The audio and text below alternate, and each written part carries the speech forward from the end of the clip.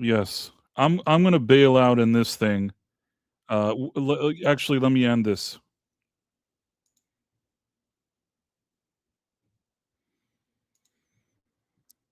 Hello, everybody. This is Price of Reason. I hope this thing worked. I don't know if it did or not. It should have transferred everybody from one to another. It was supposed to, but I don't know if it did.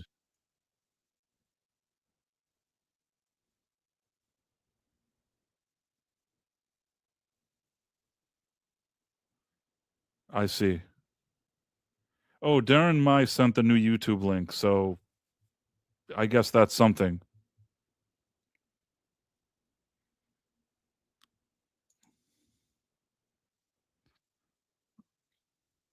Okay.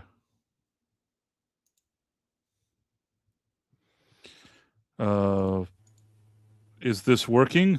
Can people hear us? Yeah, I can. Well, I can hear you. I don't. Let's see. Okay.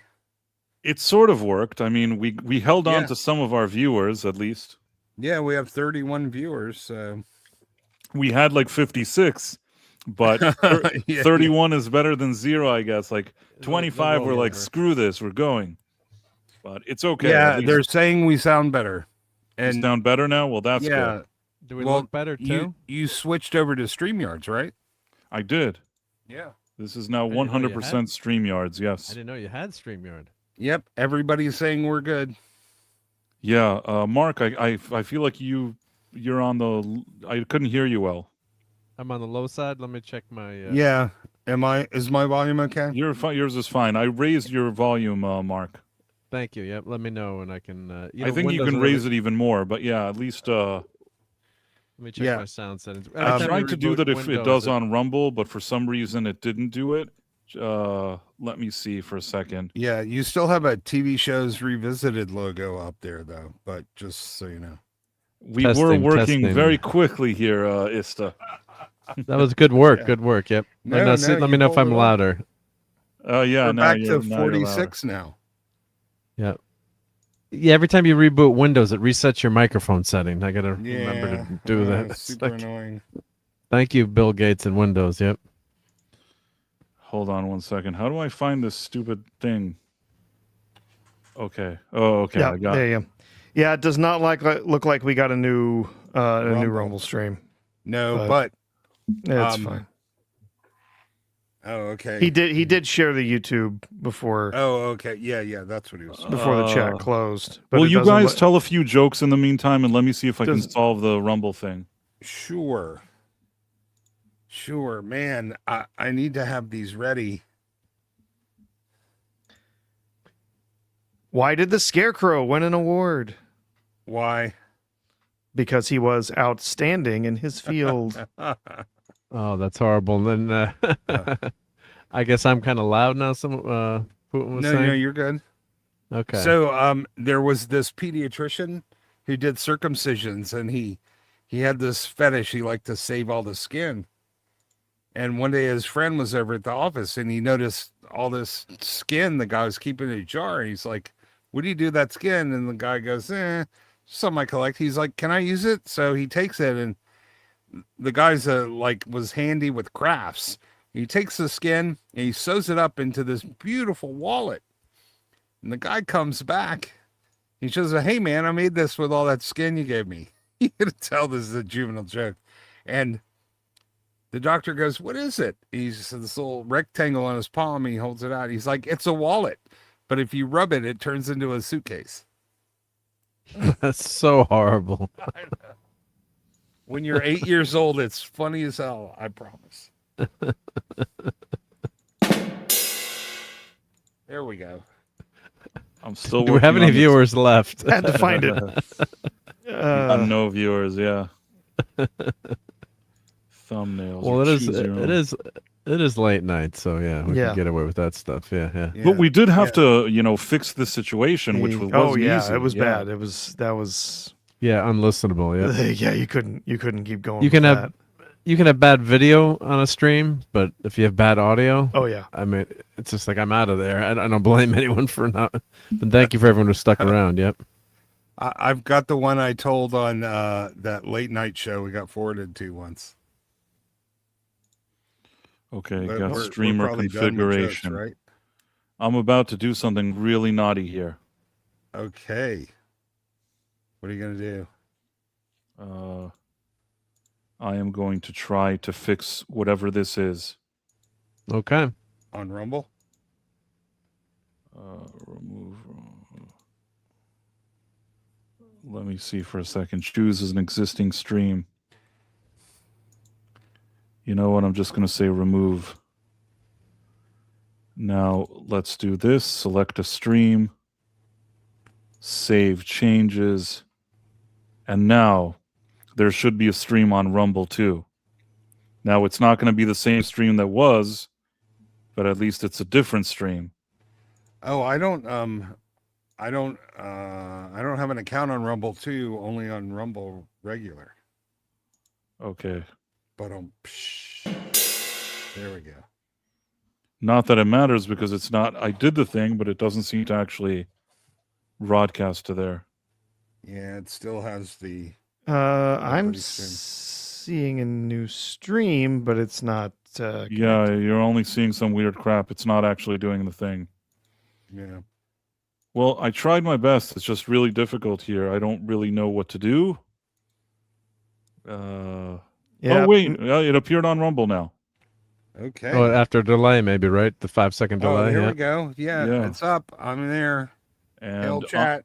and on the previous one, is there still a way to tell people, or we're fucked? Sorry, Sean. No, it killed the live chat.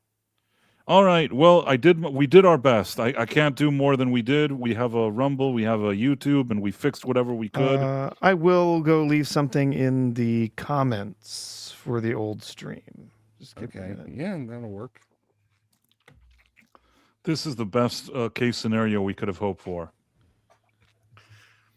Under the circumstances, and now I was people gonna can hear us. On best case scenario, the Rumble Studio works properly and we don't have any Yeah, problem. yeah. Well, we did the best, like I said, under the circumstances, we did the best we could. You did great. Good job, Price. You did great, Price. Good job, guys. Yeah. Thank you. So we did that. And what's special here, if we switch to StreamYards, there are special technology things that don't exist in the other one. For example, look at this. Now, this is pretty fancy. Oh, yeah. Amazing. Super fancy, right? Very much so. So Very impressive. It hasn't shown up on regular yet because we have a delay. Oh, here it is. Okay. All right. So now that we've managed to clean up this whole mess, we're back in. We're going to do a show tonight? Yeah, we're back in the game. Let's start off. What was the first thing on our docket today? That was Spider-Man second weekend. Yeah. Spider-Man Odyssey second- hasn't made $1 million. Sorry. So, billion. so it's It's probably going to make almost it to $1 soon. billion. I mean, I know. I said it wouldn't get there, but it's gonna get there. Yeah, I was wrong. It's gonna too. inch its way there though. These people saying it's gonna make that it's on target for $1.5 billion. It is not happening. What are you talking about? And It is gonna people- slow down so hard this weekend. It's not even gonna be funny. And people have already stopped talking about it completely. Yes, I can't yes. find. I don't even want to feel like making fun of it My anymore. my local theater, the last IMAX showing of the Odyssey was at 1 p.m. today. They do not. The IMAX theater here in the AMC, all Spider-Man for every showing going forward. So yeah, I mean, and no one wants to see the Odyssey if it's not in IMAX. So IMAX, yeah. here, no one's gonna bother. He who lives by the IMAX dies by the Yeah. IMAX. I think the Odyssey did, I mean, all things considered, did pretty amazingly well. I mean, I never thought it would even get close to that. Well, So- I didn't think it was going to have like a cultural moment. I didn't Yeah, it foresee had that, that. right? Like without Yeah. that cultural moment of everyone just saying, "Oh my God, everyone has to see this," like there's no way it would have gotten anywhere close to this. But yeah, it did. You know, it's you know, like there was some guy who kept trolling me on X, being like, "Hey, look how wrong you were." I'm like, "Yeah, I was wrong." Yeah. What do you want me to do? Like, He wanted you to buy him a ticket to the Odyssey. yeah, it was. Oh, I'm gonna, just delete my X account because I had an opinion and it was wrong, and Yeah, whatever. you It's know, like, yeah, and I was wrong. And so yeah, it looks like it's gonna make it, make a little money, make it past $1 billion, but not gonna do much more. I have Yeah. a problem paying $30 for a movie. The last time I saw Led Zeppelin live in concert, it cost $8.50. Oh, you got to see Led Zeppelin live in concert? Oh, that's That's amazing. pretty cool. Twice. But I have to tell you a story. What happened to me yesterday, and this is like a double story. Basically, because people like you, Professor, and also I think Vex Electronica and a few other people told me that this Minions movie is really pleasant, that I should go see it. So I decided to grab myself a ticket very last minute and to go see it. Now, usually what happens is I have a theater that's pretty close to where I live, and I have one of those monthly passes. So sometimes, really from one moment to another, I just buy it. I buy the ticket. I know it's going to take me a few minutes to get there. And usually there's commercials, like, there's advertisements for like 20, 30 minutes. So if I time everything properly, I can just show up in time, watch my movie, and do whatever it is. So I thought to myself, I'll do the Minions thing. There's a seat. I'll take it. I'll go. There's only like one theater showing this Minions thing. All the rest are Spider-Man and maybe one Odyssey. So in this multiplex. So I go there, and usually also another thing that happens is, because it's not exactly the most fancy theater, the most popular one and all that, there's like a separate garage there where you could park your car. And there's like 5 floors that I guess other businesses, maybe cars park there or whatever. Throughout all the years that I've gone to this theater, usually when I arrive, right at like the beginning, when you get into the parking lot, on an average day, I'll find one pretty quickly close to the entrance. And then if there's like a movie that people were anticipating, maybe instead of like that first floor, you have to kind of do that circle around and you're sort of on one level above. You know what I mean? In the parking lot, instead of the ground floor, you're maybe like one above that. Do you get what I'm saying? Oh yeah. Yeah. So what I'm trying to say is that I've never gone past, I think, like the second floor. And there's like 5 floors here, never gone past the second floor. And I'm thinking to myself, I park the car, I'll stroll out, I'll go to the thing, I'll sit, I'll watch the movie. I show up, and I've never seen this theater like it. I've never seen anything like it. I show up, I go in and into the parking lot. I'm doing the thing where I'm like circling. You know how you have to do a circle to go up through the levels in a parking lot? Sure. Yeah. Yep. So I'm circling. There isn't one fucking place to park.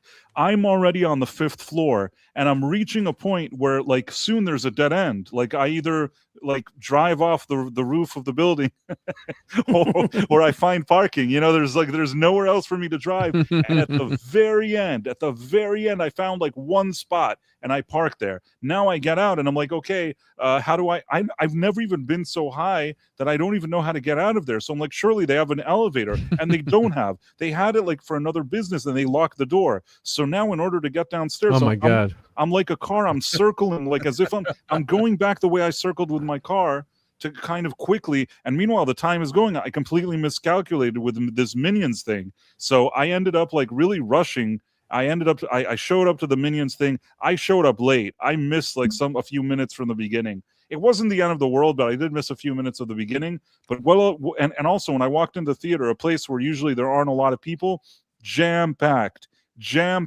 You couldn't. And I think later, as the credits rolled on the Minions, there were still a few showings of Spider-Man. So I clicked. I was curious if there were seats available, and no, like this thing. And what day was it yesterday? It was a Wednesday.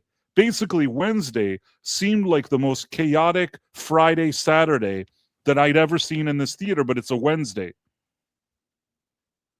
So all Wow. I'm saying is, if this is what I saw on a Wednesday, I feel like this upcoming weekend for Spider-Man, just based on what I saw, is going to be something insane. Yeah. I have Nahadik says, yes, Price. Even though I've never had drinks with famous people, I understand the concept of multiple level parking garages. I have Nurdik. Yeah. I'm happy you understand it, but what I'm saying is the fact that I was like the car, like there wasn't a way, there's no elevator. Yeah. I'm like running around like the car to try to get to the thing. It's the worst. I don't know why that was the worst part of the story. And also me walking in and the place was like jam packed and like it's as if it's almost like a time capsule, because I think that, back in the 80s, 90s, you may have walked into a theater and seen so many people show up to something, and even then it has to be like around the 90s or 80s, whatever, has to be like something fantastic, or even the 2000s, like a Star Wars movie or something like that. It was a whole lot of people. That's all I'm saying. What was the Pixar movie that was Day of the Dead? The South American Pixar movie. I'm forgetting the name of it. Yeah. I'm boomering on the name. Wasn't like Elio? That was a Cleo. different one. It was. Oh God, what was that? Anyway, I remember going there, and for whatever reason, Coco. man, Thank you in the chat. Coco. Yeah, thank you. That theater was packed. The parking lot was full. Like, the movie was well attended. It wasn't sold out, but it just must have been that week with all the movies together.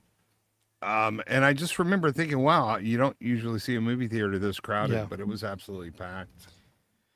Well, if you did miss the first few minutes of the Minions movie, Price, you'll need to find somewhere else to catch those first few minutes. Yeah, because they're funny. There's a lot of great movie Hollywood, classic Hollywood gags and stuff.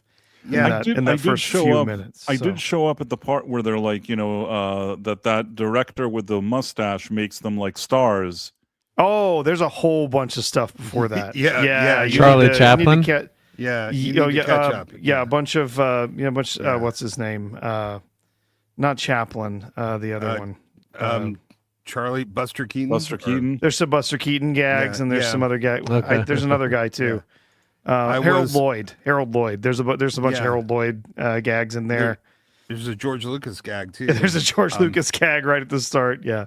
Right. So I'm gonna have to go and find a way to, like you said, travel somewhere where I can watch those early minutes of the movie. Yeah. But even what I saw, I mean, it was enjoyable. What I thought to myself watching that Minions movie is, if I was a kid now, if I was a little kid, and you brought me to that, I would be super excited. As an adult, I enjoyed it. I thought there was something to enjoy there, but I know that as a kid, I would have enjoyed it more. It is very much geared for kids. At least they put in enough stuff there that if you're an adult, there's something nice for you to see there too. Like, it's not alienating to you as an adult, but I know that as a kid, I'd like it more. I was looking to see what concert I went to cost as much as an IMAX movie now. That would have been Alice in Chains, 1996, $28. I saw Jane's Addiction on the XXX tour. That was only $16.50. So the unfortunately, IMAX is closest to Alice in Chains. I saw Alice in Chains, but unfortunately, it was after Lane was no longer with us.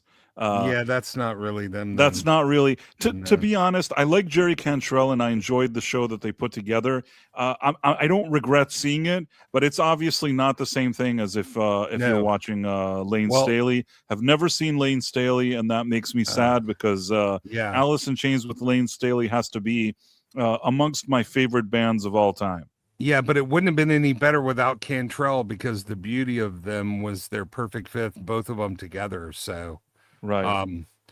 But the closest thing I've seen Chris Cornell, I told you about 9 times in various formations and concert. He's about the only guy that I think compares vocally to those two. Well, I'll tell. Sorry, that's okay. Yeah, I paid $50 to a scalper to see Billy Joel on the Bridge tour in 1986. And this is outrageous. And we got front row seats for $50. And I always remember that. Like, could you imagine these days? Yeah, it would have cost thousands of dollars. $5,000 for nosebleed Taylor Swift ticket seats. That's just, talk about outrageous. The seats would cost $50, and then you'd pay $460 in fees to Ticketmaster, and then on top of that you'd pay taxes, and then there'd be some other convenience fee, and your $50 tickets now cost $780. It's easier just to pay a scalper. And I kept saying to my friend, I'm like, that's outrageous. $50 for a concert? That's insane. Like, like and the he's like, best- it'll be worth yeah. it. And it was The like, saw best deal Nirvana- you ever made, yeah. I saw Nirvana for $2, and it was a 2-drink minimum, but well worth it.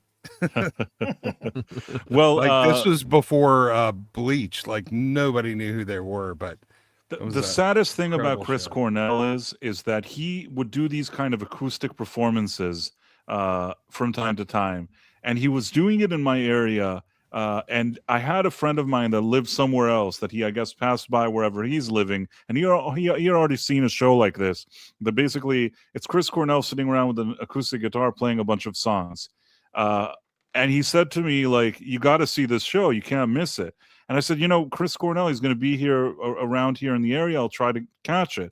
And I don't know what happened to me at that time. Maybe I was very busy with work and I didn't get a chance. And, you always think, well, maybe not this time. He'll be here next time.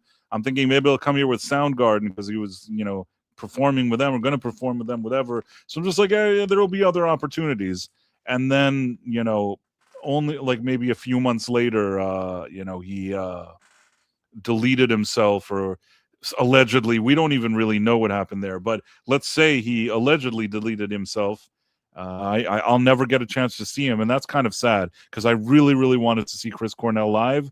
That is a huge blunder on my end that he was around and I didn't do it. Yeah, you never know when. well, it's to tell us your Led Zeppelin story. Your Led Zeppelin, what tour, when did you see them and what tour? 75.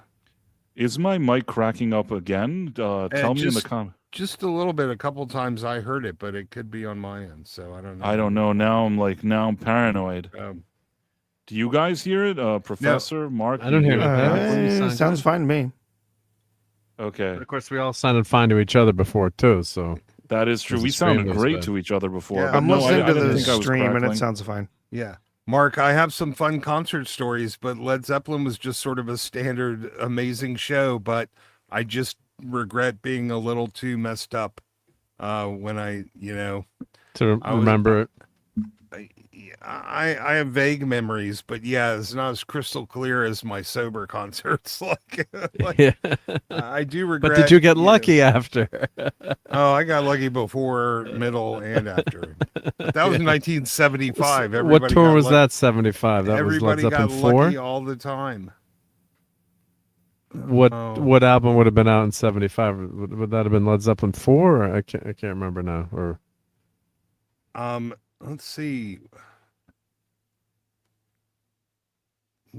I think I'm reaching back. Well,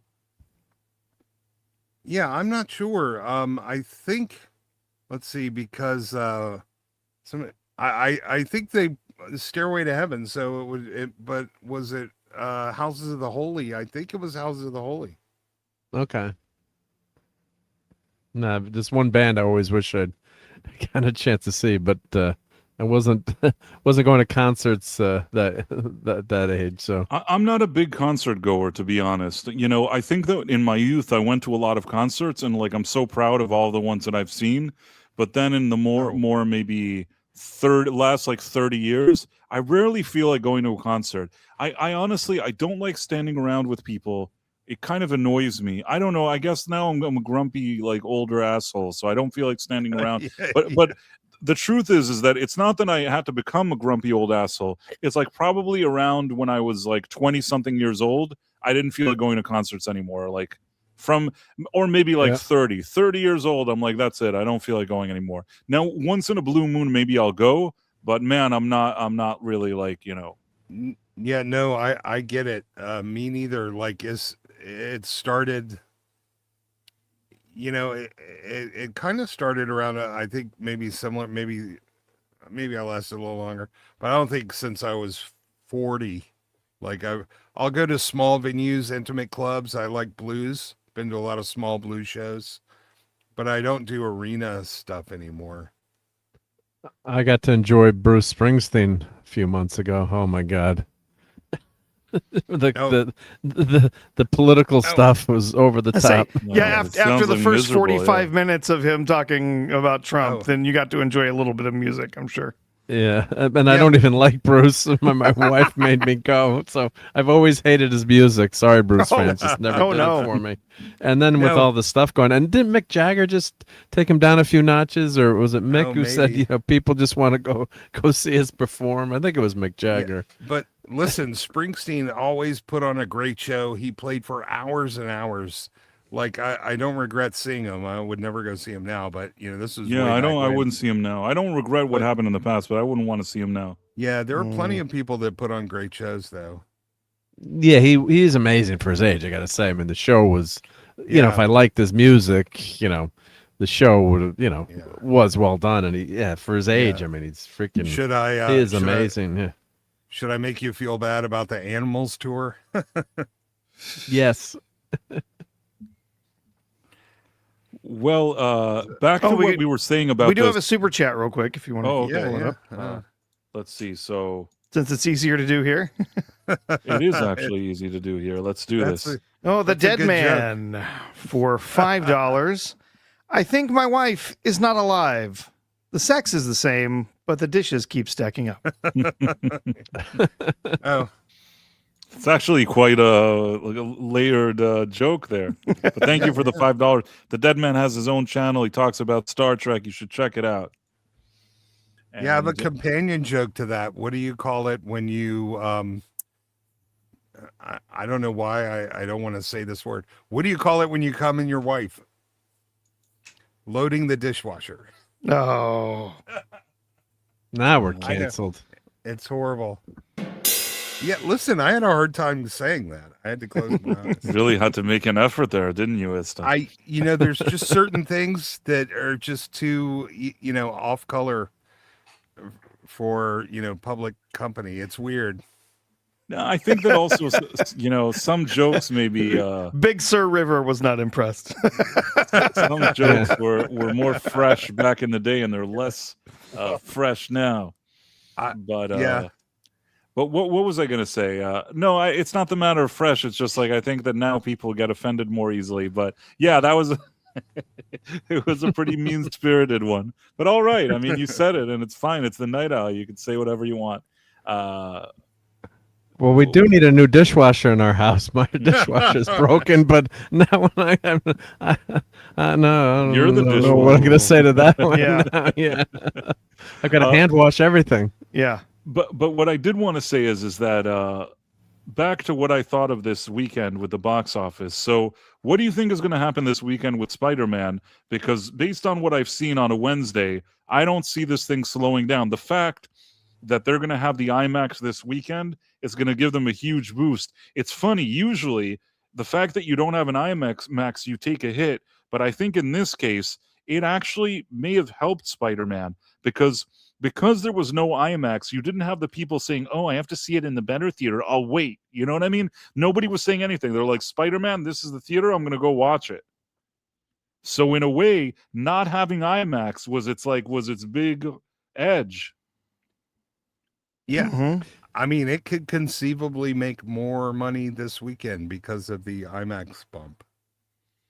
Yeah, I don't know that it's going to make more than its first weekend, but it's going to get. I think it's going to have a really, really great weekend. I mean, there's a possibility of maybe a 20% drop. Drop. Yeah, I don't think it'll be that much. I think it'll, because I'm looking at the tickets and all I see is sold out theaters. So I'm thinking maybe 5 or 10% at the most. Yeah. Well, I bet it's going to make some good money because of moving to IMAX, because that's going to, the ticket prices are higher, which is part of the reason that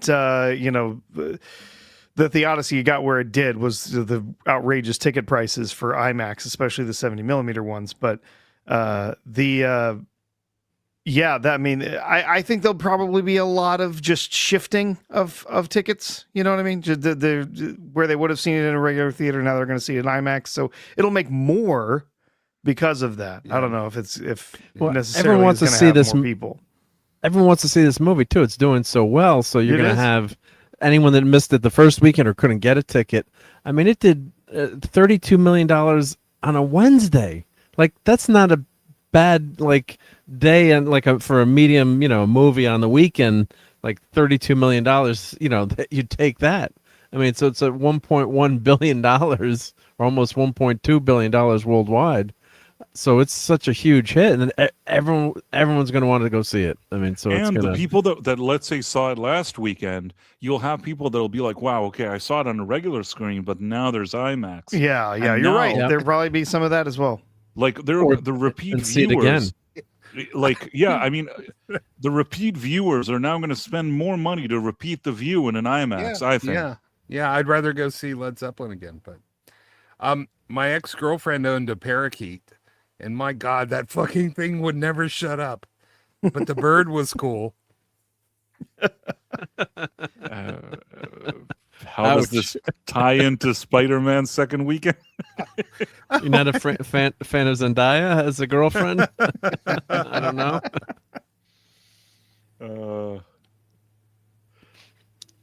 I thought you were going to say the parrot started some dirty talk or something. Yeah, no, I'm gonna have a couple jokes in the chamber now because Price always tells us tell some jokes, and next No, time it was good. It I'm was gonna it was be a ready. completely out of left field. I loved it.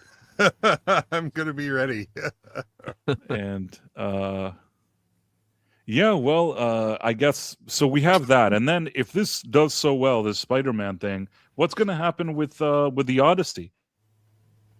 Probably do like 25 million, I think, over the weekend. Do you think that that Professor is going to get his wish and that it won't crack $1 billion? I think. This movie I is think cracking. I think It'll crack $1 billion. There's no way it's not gonna. At this point, it's now up to worldwide 988. It's gonna okay. push through $1 billion. There's No, no yeah, chance this it doesn't. is But not I good. don't think it's gonna hit this mythical $1.5 billion. No, Because No. it's already it's slowing down too much, and it's going to lose a bunch of IMAX screens this weekend. Yeah, there's no way that this is going to manage. it some might sort of have, magical hold. it might have some really long legs though. Once Spider-Man leaves IMAX, this one will come back in. It's gonna make more than I wanted to. I just think it's going to be out of the people's minds at that point. I don't, aside from the people who are just the crazies, I think most people will have just forgotten about it. Yeah. Listen, I'm not too upset because listen, if anybody tries to copy a Nolan movie, it'll fall flat on its face. It So will. it's not like we're going to get a bunch of this crap. I just sort of, a lot of things make money that you don't feel like deserve it. At least, I didn't like the movie, but man, it could have been so much worse. So, okay, we just have to, this one, take the L and move on. I took the headache from seeing it. I didn't bring the eargasms the first night. Yeah, it's probably going to have another week. It's probably going to pull another 20 to 25 over the weekend. But it might struggle to get there, though. It just depends. Might be closer to 20. Just depends on how many of these actual IMAX screens it has lost. Because right now they're only showing it's only down a few hundred screens over what it was doing before. But I'm wondering this weekend how many of those are IMAX and how many more screens are they going to add to that list that have flopped over to showing Spider-Man. So. Because like I said, there are screens showing the Odyssey in my theater nearby, but it's not in IMAX. And I think a lot of people have been trained to just not if they can't see it in IMAX, why go see it? They're not going. Did the Odyssey have like an exclusive with these IMAX theaters? But didn't they know Spider-Man was coming out? Or, I mean, how did it work? Or it's up to the theater chains what movie they want to put in, or does anyone know? I think there's some play that the individual theaters get, depending on the actual contract that they sign with a distributor. Obviously, but I think that there's basically if there. Yeah, then there might even be something they have to pay back to IMAX or to the studio or something like that for taking it off the IMAX screen. But I don't know. Yeah. With Disney movies, there is a minimum they have to show it, which is why sometimes you'll see movies sticking around like Mando. Like, why is it still playing? Yeah. Yeah, because if you want to get it at all, you have to commit. Disney uses their size to really kind of bone movie theaters. Yeah, I think as time Yep. goes on too, don't the movie theaters get less of a take, or is No, it they more? get No, the movie more. theaters get more. They get more. Yeah, yeah. more if So it's longer, for okay. for this opening weekend for Spider-Man, this massive opening weekend, depending on the contract, because it changes with every movie, right? But depending on the contract that's for these big blockbusters, sometimes that contract, the studio might get to keep 90% of ticket sales for Oh. opening weekend. I don't think it's that high. I heard It can be. It actually can. Oh. It can be that high, 80-90% for the first weekend. So, Now, it just depends. Again, it depends on the studio. It depends on the movie. It depends on the distributors and so on, how many screens they're getting. They negotiate it every time. But after that, it does drop precipitously to where they're giving more to the theaters and the studio is getting less. Until it gets down on at the tail end of a run, it can be flipped. It can be that the studio only gets 20 and the theaters are keeping 80 just to keep it in the theaters, So yeah, I read that the studio take for Spider-Man opening weekend was 65. So I mean, I don't yeah, know. I mean, again, it's possible. There's different. It's if it was 65. Remember also the international. They basically don't get to negotiate that at all. yeah, The distributors who do it internationally basically have a deal. And so it is in whatever country it is, it's pretty much set. So if it's China, 25% is all they Max. get. yeah, Max. that's at the most. Yeah. And if it's, a lot of European theaters, my understanding is it's about a 60-40 split. So there's about 40% of it that goes back to the studio, sometimes closer to 30. But yeah, they basically don't get to negotiate that at all. So if they get big international, I mean, it's good for the studio, it's good for the movie, but they're getting to keep a lot less of that than they are with the domestic. Yeah, Oppenheimer did twice as much international as it did domestic. So Yep. I mean, they still make money, but not nearly as much. So Mhm. and it garnered that money over a very long run. So the studios definitely got a less. They get a lot less on the tail. Yeah. Yeah, because Yeah, I'm looking, Legs is better for movie theaters for sure. yeah. I have some halfway decent news for you all. That's only going to be decent for us or for me.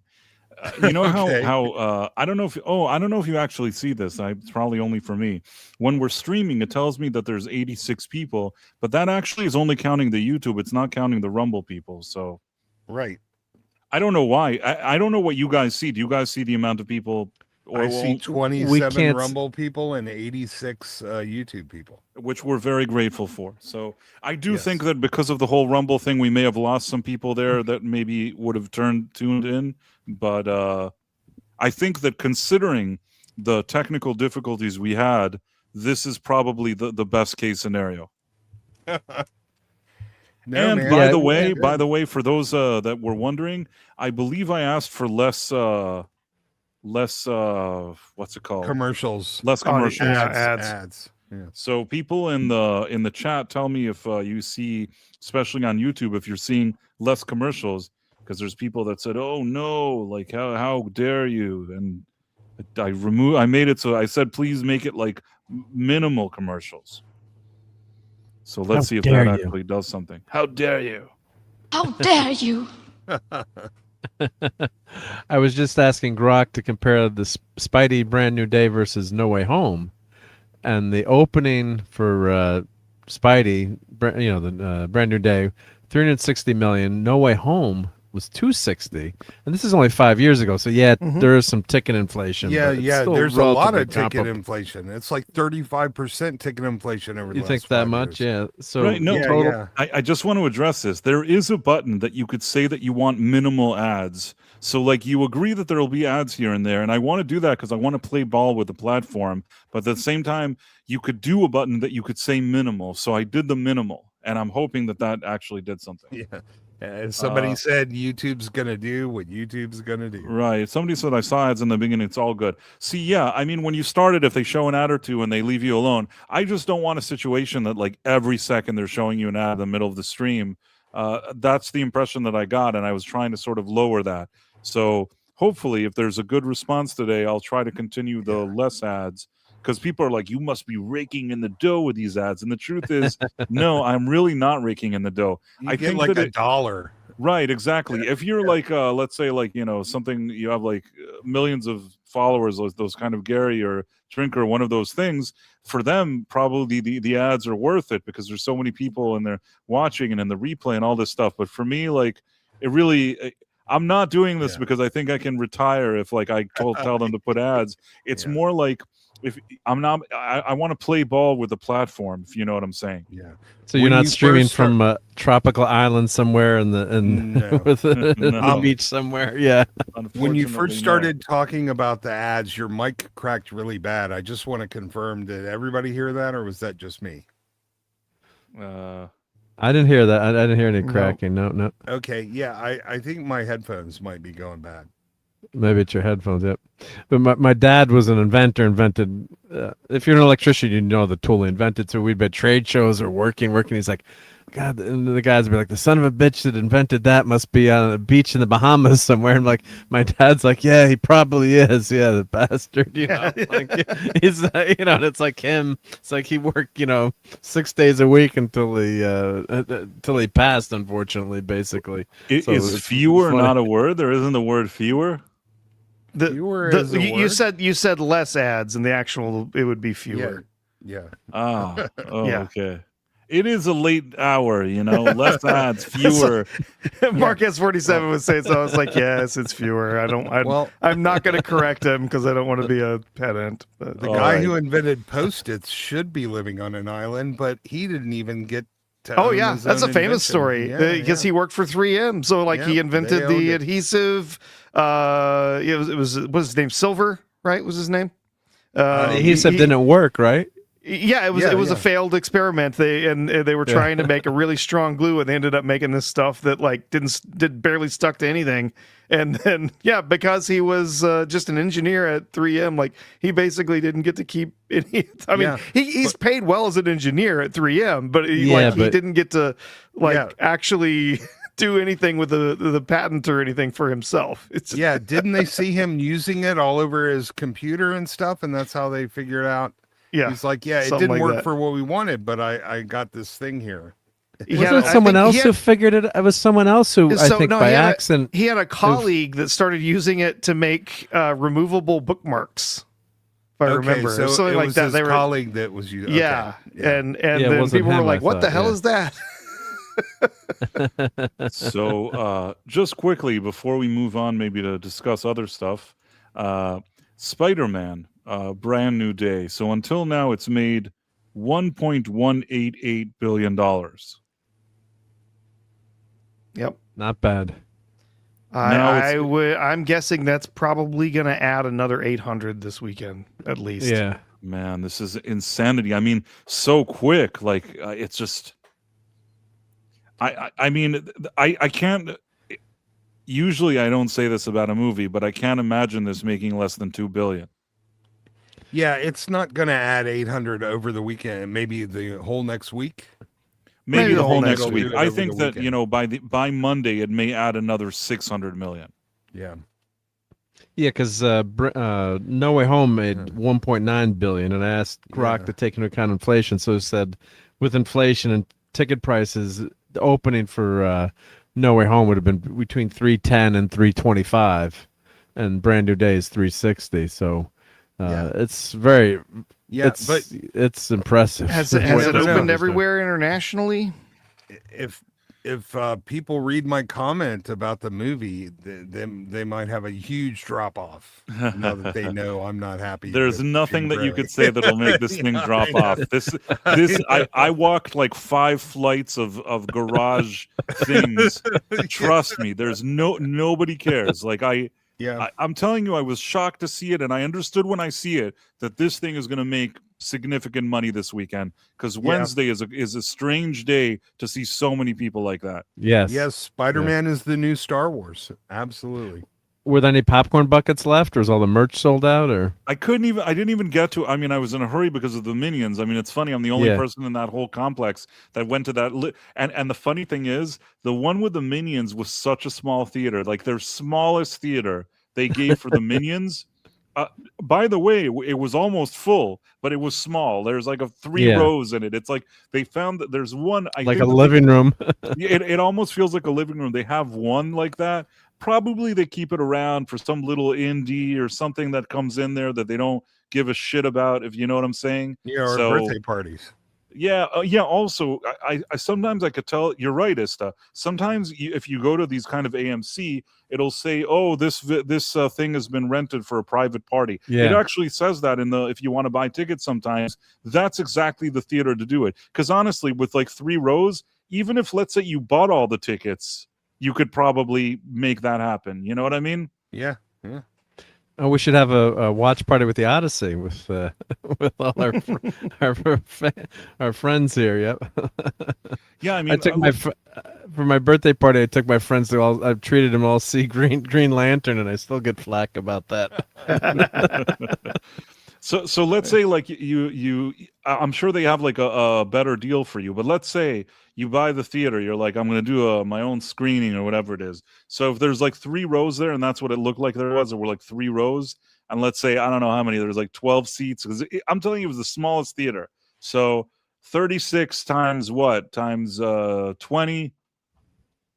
I mean, I think that they'll give you even a better deal. Probably especially if it's not when there's Spider-Man. If you tell them I'll just take the whole thing, they probably like knock off a few $100s there. Yeah, 300-400, maybe 5. If Yeah, it's, so probably depending on the day, whatever it is, probably between $300 to $500. You take the whole thing. You can invite your friends. You could do it like a special party or whatever it is. Worth it for the theater. Worth it for you and your friends. You could do a birthday party for kids or whatever it is. It's not a bad idea. It's not a bad idea at all. My question is this: Could you pay them the $300 to $500 and you tell them what you want to see? no, because they wouldn't have those hard drives are encrypted, and they can't just pull out any movie. Like, they have to return it to the distributor. When right. Yeah, they have. have. So like the local AMC, like you can go and you can reserve a theater, and then they have a catalog of movies you can choose from, and they do have some back films, like a back catalog of stuff, but it's not everything, right? Yeah. They have to like You can't just pick. Yeah. yeah they you can pick, but it's only of what that they have specifically either currently showing that they've got in their servers, or stuff that they've got that they've kind of licensed from the distributors to hold on to for special showings. So yeah, and most of those are kids movies over where a lot of them end up being kids movies, or they end up being indies and stuff like that. So I don't assume also we could just give them, because if I'll tell you why I wouldn't do it. Imagine you're AMC and anybody that gives you whatever, like, DVD you put on, and somebody gave them like, Naughty MILF 7 or something. That would become a problem. You kidding? I would have rented out a theater and given them 4K 77 to watch that on a big screen a long time ago if I could do that. I got caught one weekend in high school. My parents were away, and we rented a bunch of naughty movies, and one of them was Behind the Green Door, and the other one was Caligula. So the video guy ratted me out to my mom, and I was a pretty straight-laced student, and my mom's like, I heard you rented some movies they probably should have rented. I'm like, what's this Caligula? Like, well, Mom, that was for Honors Western Civilization, the Roman Emperor Caligula. We had to watch it for history class, so I covered myself with some quick thinking there. No, the harder version of Caligula, Bob Guccione edited those scenes in. The actors in the movie didn't know he was going to do that. It's not like Malcolm McDowell's not sitting there watching while the guy gets blown. So, that I movie heard was brutal. There was a little bit of pushback with that. I think they have a new. I heard something about a new edit of that, or it was kind of gory. That's God, yeah. Yeah. So I still remember that. That. But I'm saying the sexy version of Caligula, like, those scenes were filmed separately. And put in the movie. They tricked the actors. It's the best costumes I've seen in a dirty movie since Pirates. They did what they called the ultimate cut of Caligula. It was a reconstruction of the film that they did in 23 2023. So Yeah. Did they make it less? They made it less naughty, I guess, or I'm trying to remember what it was. don't know. Yeah. Listen, behind the green door though, you're that old, Mark, because that's I graduated like- high school in '86. yeah. But so when that movie came out, It's late '70s, wasn't it? mid Or was that 70s, 60? yeah, Mid-70s? yeah. It So was just I'm one of saying- those movies that everyone's like, "Oh, you got to rent this I'm in the saying video it, store." This is I'm video saying- store. Yeah. by the time you were old enough to see it, that was the old stuff. So that's what I'm. Yeah. But everyone's like, "You got to watch this movie." Yeah. Not Wasn't that- it one of the? Not that I'm an expert in porn or anything, but I do that have was- my file. But that was when that kind of stuff was transcending. It was kind of like mainstream in some ways. Well, It was like avant-garde to no, watch. no, absolutely. When those movies came out, I was talking about this on another stream. They showed those in regular movie theaters, and normal people went to go see like Deep Throat. Like, Yeah. you didn't have big multiplexes back then. You had one movie theater, one giant screen, balcony, all this. That was it. Yeah. But the same place I saw Star Wars in was playing Deep Throat a few years earlier. That's what I'm trying to say. Which did you like better? They both have their advantages. No, of course I like Star Wars better. That other movie's a little short on, plot, but I'm saying there wasn't a stigma attached to it in the 70s. Yeah. Those were regular movies, especially, every town has their late night, Hong Kong cinema where all the kung fu karate movies played. It's usually called like the Rialto or something. Like they would show also blue movies there a lot. Like in my town, it was the Rialto. They showed The Dragon Dies Hard, Bruce Lee's last. Didn't they used to show this kind of stuff at like drive-throughs, or am I wrong? Oh, that too. Yeah. Well, that was Drive-through, drive-ins. yes. Drive through. Yes.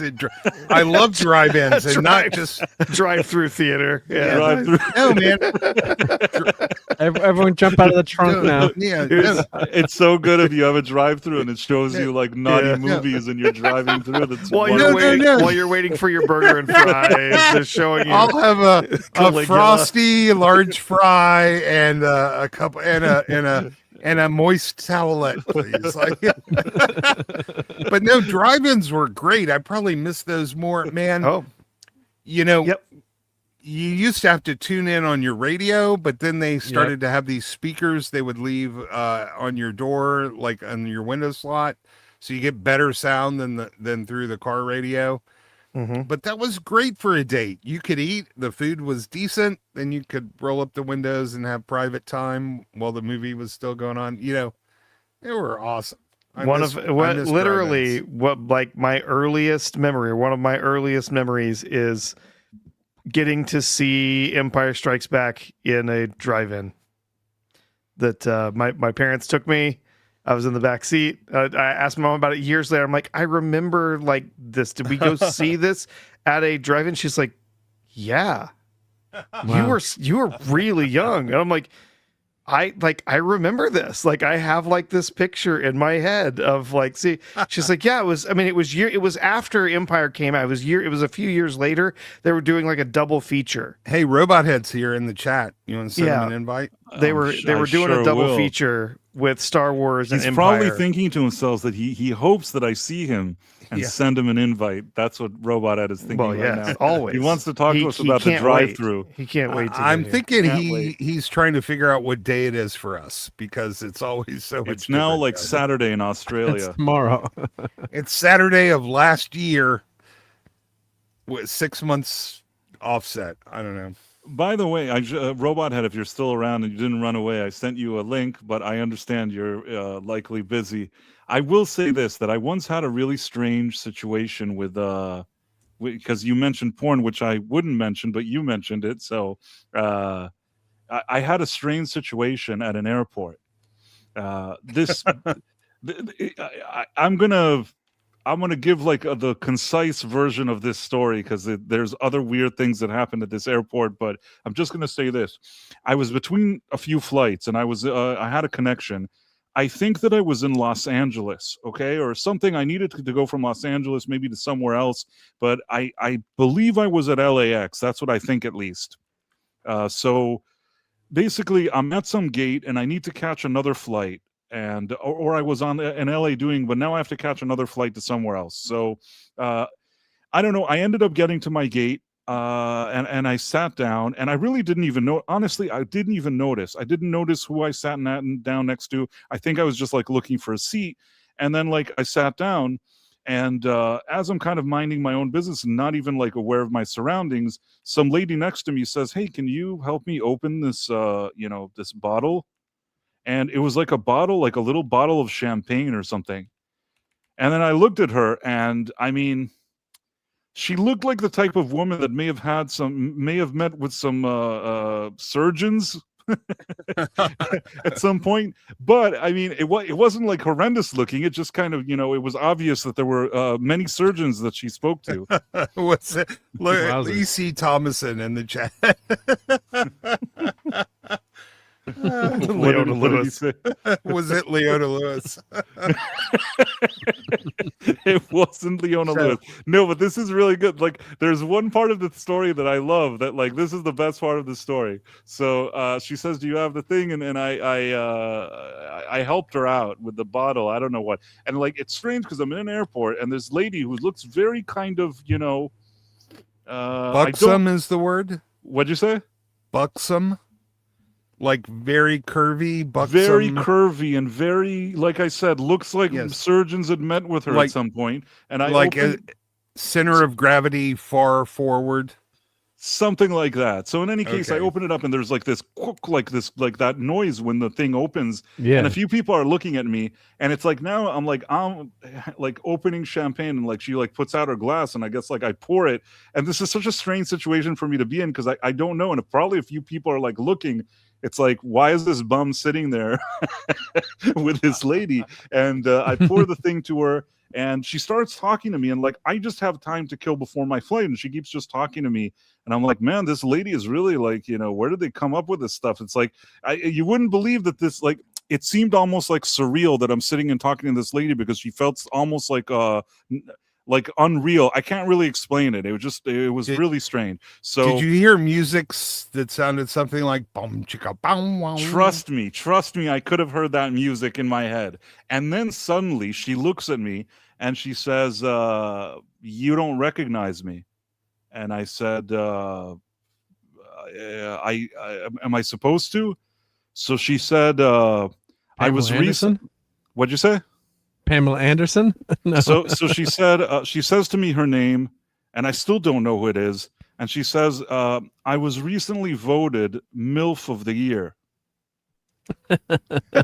And I looked at her, and I don't know if this is a joke or not. And she goes, "No, Google it. Google, this is my name. Google it now." So I take out my phone, I put in her name, and it comes up that she's the MILF of the Year. You know how like in Las Vegas they have awards or something? that they hand yeah. out? Yeah. What'd you say? Yeah, we know. Was it Yeah. Lexi Luna? I'm not going to say any more now, but in any case, I looked it up, and she was the MILF of the Year, and I just thought to myself, like, this is so strange. How did I end up sitting here, pouring champagne to the MILF of the The Year? MILF This of is the so year. weird. Was And- her and, name? like, what'd you say? Did she share her name with a vehicle brand? Share her 'Cause name with that a vehicle. that wouldn't narrow it down because there's like 4 of those. No, I don't think so. I don't think that Okay. it was a name. Although I don't know. I'm trying to think now. I don't think it was that. But in any case, what I will say is that to any passersby, it probably like I wonder what they thought to themselves like with me. And she kept talking to me until whatever flight went out. I don't think she was even on my flight. Maybe there was a different flight at the end. I don't even know. I She didn't was see- very attracted to you. I don't know that that's the case. I Yes. think she was just bored, but all I know is that for people walking by, this must have looked like a strange situation. So that's it.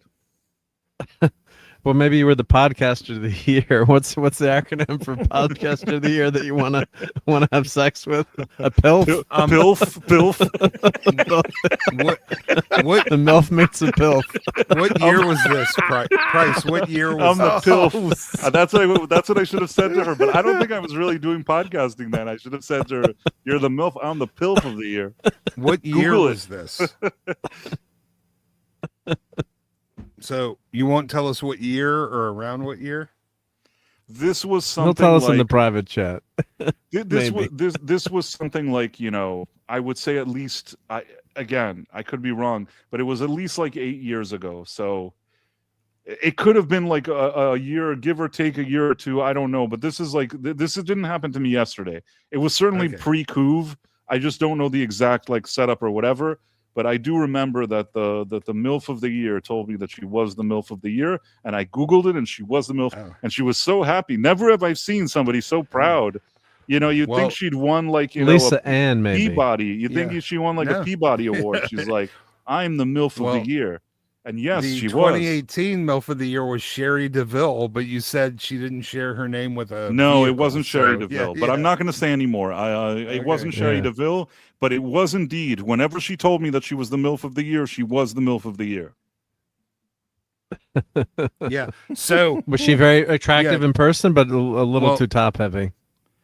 She looked like the best way I could describe her was like, it's not that I thought she was horrendous or anything, but there was a feeling that like she met with her surgeons a lot, if you know what I mean. Like, Yeah, sometimes Well- you see that and it kind of feels, maybe some people are into that Too kind big. of thing. yeah, Mark, Yeah. when you say too top heavy, what do you mean? That's not computing in my brain. I just don't. I don't Those get too words personal don't- here. I no, just yeah. don't. No, I just don't like it's not the a matter. It's not a matter of too top heavy. It's a matter of like it looked like she Fakeness. was very Yeah. plasticky. I can't really explain in words, but Yeah, it's like Yeah. I don't want Yeah. to say almost like a fake person, but it's just sometimes when there's so much work, it just seems kind of over the top. And I will say again, not horrendous, but you could tell.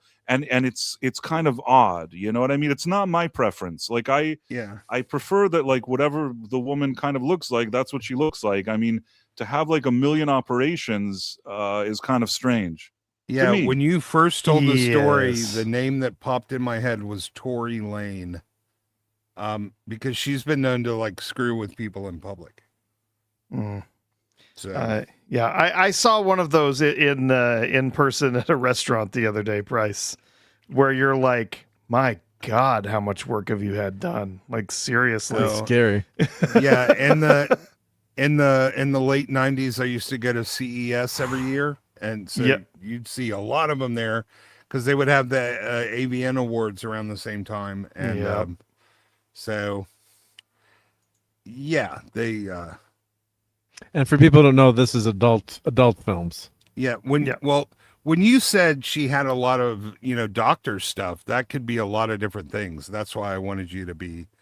It was all across the board. Like, okay. Yeah, you know how there's like all those puffy lips thing and all this stuff. Like Yeah. it's just and maybe they have some that. people are into that kind of thing. It seemed Yeah. like over the top to me. And I still will say that even with everything, I didn't think she was a bad looking woman. Not that she consulted me or with me or she cared what my opinion was. I would have told her, you didn't need to do so much, but Yeah, when the sheen, the face is really smooth and it starts to look like a doll and has a little shininess. Yeah. But people are no, it's not Alexis either. Like there are a lot of those performers named after cars, which is why I Yes, asked. You got there are a DeVille, lot of them. Mercedes, Lexus, Chevrolet, Firebird. Yeah, a lot of them. So not that I would know. I feel like Robot had disappeared. Like the Like, the Now you we scared him can't- away. No, scare them Don't away. go, If you don't go, can't, Robot Head. You could stay. Yeah. It's fine. You don't have to join Yeah. us. You could if give you your can't comments in lure the that chat. guy He in said with- he's in the car looking for a drive-through porn place. yeah. But if you can't lure Robot Head in with talk of that, then you can't lure him in at all. Like we drive him away. Drive-through Are you porn is kidding? really something interesting. We have never seen it before. In any case, oh come on, Price, just tell us. This I don't isn't know. one of those that will get you busted or in trouble or anything, though, right? I mean, Let me see for a second. as soon as you say the name, go look on Google Trends and searches for a very particular adult star will spike up. Yeah. Open that private window, people, before you get started. Yeah. Well, It's not Sherry DeVille. She doesn't look like she had much plastic No, surgery. that's a car name again. am I Cooperville. supposed to? Oh, now I that's feel right. bad Isabel. because I said. Now I feel bad because I said that there was a lot of surgery. So I feel like I've disrespected her. So I don't feel. No, good well, thing. she probably listen, she probably loved Exactly. the surgery. Yeah, those performers kind of it's- are proud of all of the work Yeah, they've and done. it's not like anybody who sees her wouldn't know that. It's not like a secret. You think the people that buy her films are not aware? I mean, she didn't do anything rude. She wasn't not nice to me or anything. I don't want to You're be like a but you're shallow not guy. being not nice to her either. So All right, that's- all right. I'm willing to tell you who it was. Wait, before you do though, you got to let us guess. Okay, Kendra Lust. guess who it is, and you tell me who you think it is. And again, if you're looking at 2025, 2026, those aren't the candidates. You have to look back. Yeah. Yeah. Well, How about India Summer? No. No. Oh, darn. I shouldn't be such an expert on I'm- these. no. So Yeah, my Mark guess, D with a C sure knows his stuff. my guess was Leona Lewis. Leona Lewis. Leona Lewis. Yep. Well, it doesn't help that, there are like 3 or 4 different MILF of the Year awards, which can make it, incredibly confusing. I don't know. I actually did do what they said. I checked the MILF of the year, and at least Right, at that moment in time, Yeah, her but name did who's- come up for whatever that's worth. But who's like who was giving out the award? Like I said, it's like the Academy gives out the Oscars, but for those kind of movies, there are I a don't. couple I don't. organizations. Listen, you're asking a lot of me Okay. right now, but I So- will say that. Oh, just I'm gonna, I got was to it know. Lauren Phillips, no, London River, no. Charlie Ford. No, C. Ford again. Shay No. Seitz. Nope. I'm just reading down a list of MILFs of the year at this point. See, so this is probably covered. Like, so Alexis Fox. No. You didn't Yeah. say anything right until now. So if you Google like 2010 MILF of the year, you're going to get 5 or 6 names. That's what makes it so. That's what I'm trying to say. I don't know. I don't know what to tell you. We're all failing. No, she wasn't the MILF of the year. She was just a MILF of the year. Ava Adams, Veronica No. Avlov, What was the last thing you said? Veronica Avlov. Okay, yeah, you gave every name in the world, but that was who she was. Yes. Yeah, okay. She's not a bad looking, I didn't say she was bad looking. I just said that, up close and personal, you could tell that what I said. I mean, there was something Oh. very. You don't have to get that up close, dude. No, and I'll even say this is that I think that if she didn't do all of that stuff, she still would have been fine. You know what I mean? Like, some ladies do that. I don't really know why, but in any case, I'm not throwing her under the bus or saying anything, but Yeah. I'm just saying that was her. That's who she was. Oh, she's cute. Yeah. Of course. Yeah. Do you have a picture of her that she looks like a person without naughty things? Yeah. She started a little earlier. So she's only 53 right now, and she started at 38 years old. So she wasn't super young, but you can find pictures of her before she started. Do you have a picture of her where she's not doing naughty things? Yeah, I wouldn't. Yeah, I do. I mean, how do you define naughty? Well, just like in a dress. How do you define dress? She has clothes on and nothing in Yes. her Yeah. mouth. Yes. Do you want me to send that to you? Nothing in her mouth. Jesus God. Yeah, no. Do you want me to send that picture to you? It's tasteful, I promise. Wait, I found a tasteful Here's one. a tasteful one. No, I Here's got a really tasteful good in the one where private. she looks Okay, good. okay. You want to send this tasteful one? Where is Oh, it? Yeah. it had a massive link. Oh God, the link. And when you copy a link, it's like forever. No, I'll send it to you. I got one. It's link free. So let's see. Here we Okay, go. okay.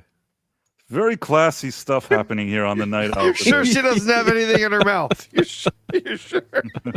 I mean, she has a tongue in her mouth. Does that count? How do I find the picture? You didn't send me anything. No, I'm DMing it to you right now. Sorry, the computer got a little excited. What can I say? Here at the Night Owl, only the best. This is what happens when the show gets off to a rough start. We get all crazy. But Yeah. she's looks appropriate, but you can still get an idea of how you might have been reacting in the airport. See, do you got it now? Hold on one second. Let me see. I feel like the half a lady that watches this show is no longer with us. Just so you know, we've gotten 2 raids over on Rumble. Red Sixer fan AI music gave us a raid just a bit ago, and then the Common Nerd also raided the stream. We've seen Common Nerd a few times. So Well, today thank you for the raid. You get to hear about porn actresses that we've met. I have a different picture that I want to show because yours is a little. It's fine, but I don't want the AI to think that it's naughtier than it is.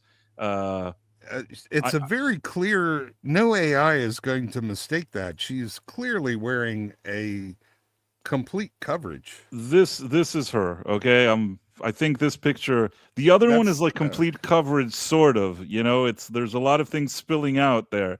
This one seems a little more modest.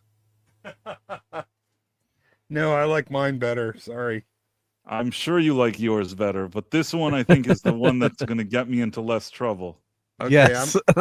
I'm going to send mine to Professor and Mark for a second opinion. You can put it in the private. Put it in the thing, privates, yeah. Put it in the private. Can we put images in our private chat? We can put the link to it. Just I think right so, click, yeah. copy link address. Yep. Media assets. Okay. Yeah, I don't roll that way. I just pull the picture from a file, analog. But by the way, the Common Nerd and the other person that rated me, I hope everything's a mess for me today, but I would normally tell you, make sure to drop a comment in their chats and make sure to know what they're doing on their channel, because those are really good people. So I appreciate the raters. Definitely Common Nerd is awesome. He had some trouble, on another platform, rebuilt himself on that platform, and here on Rumble especially. He does a really, really good job, and I like what he does. I like him. So there's that. Good Red guy, Sixer fan as well. Is that the other person? I think Red Sixer is the one that sends people here or something. Yes. So again, that's another situation where if you want to drop a comment there, help their chat, all this stuff really helps. So yeah, that's awesome. In any case, back to where we were. I think that this is a tasteful picture, Ista. Yeah. And this was the whole situation. And now that the ladies have all jumped ship, And you didn't recognize her. God. I didn't recognize her. No. Well, that could be a good thing, right? I wouldn't. This photo was not bad either. It's almost the I same. wouldn't recognize her tomorrow, even if we bumped. It's just Okay, price, because I think she looks a little younger in the photo. I sent you a revised version of that. So Revised version. You should let me have- see. yeah, You should have added price to that photo with AI as the next on the couch. Okay, this one is a bit better. Even still, there's something a bit puffy about this whole setup.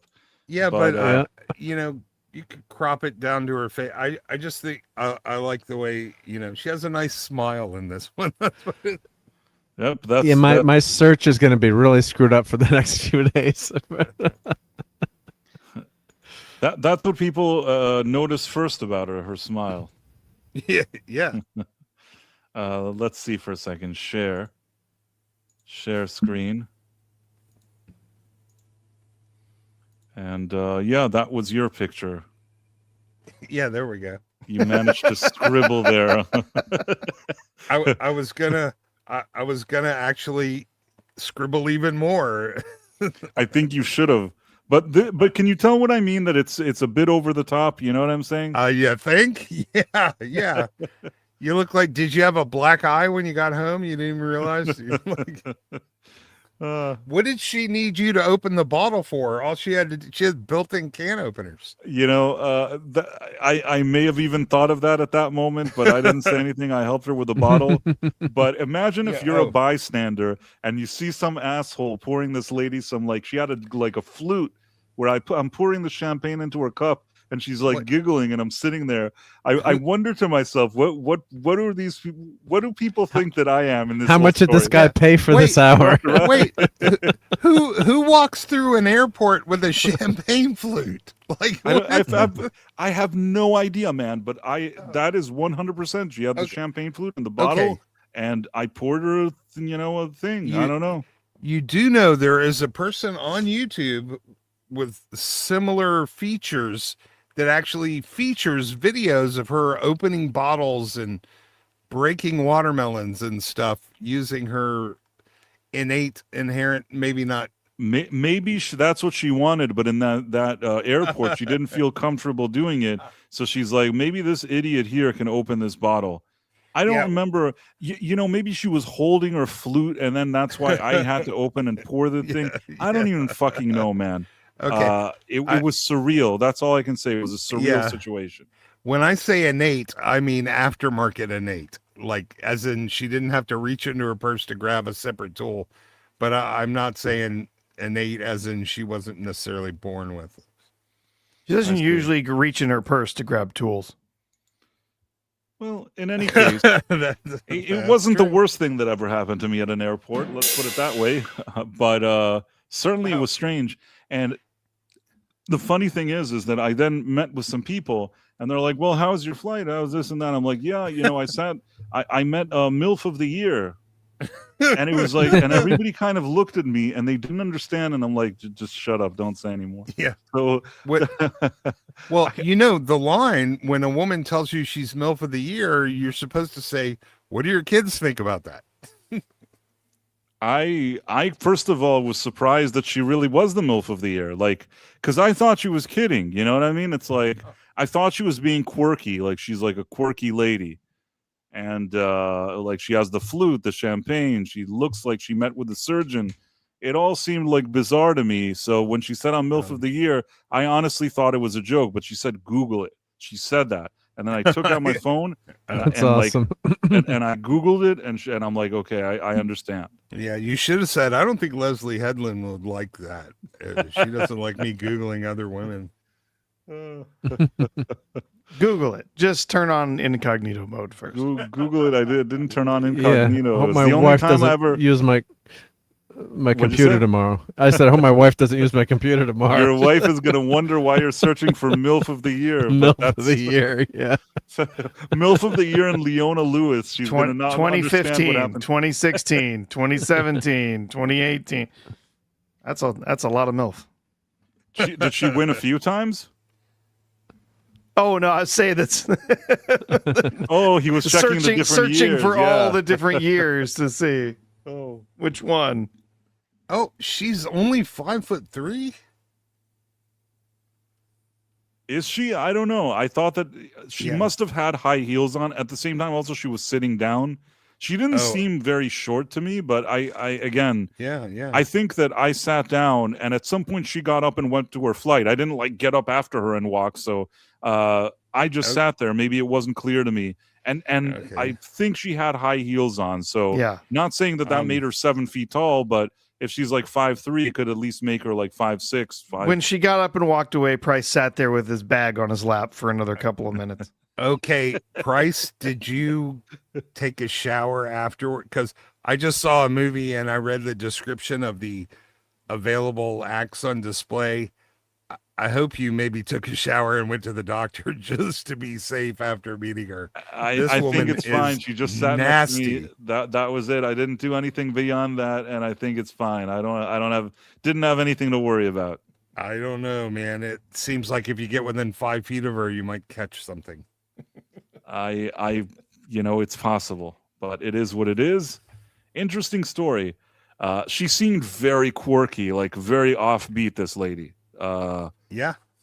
But I guess that's the type of personality you are if you are MILF of the Year.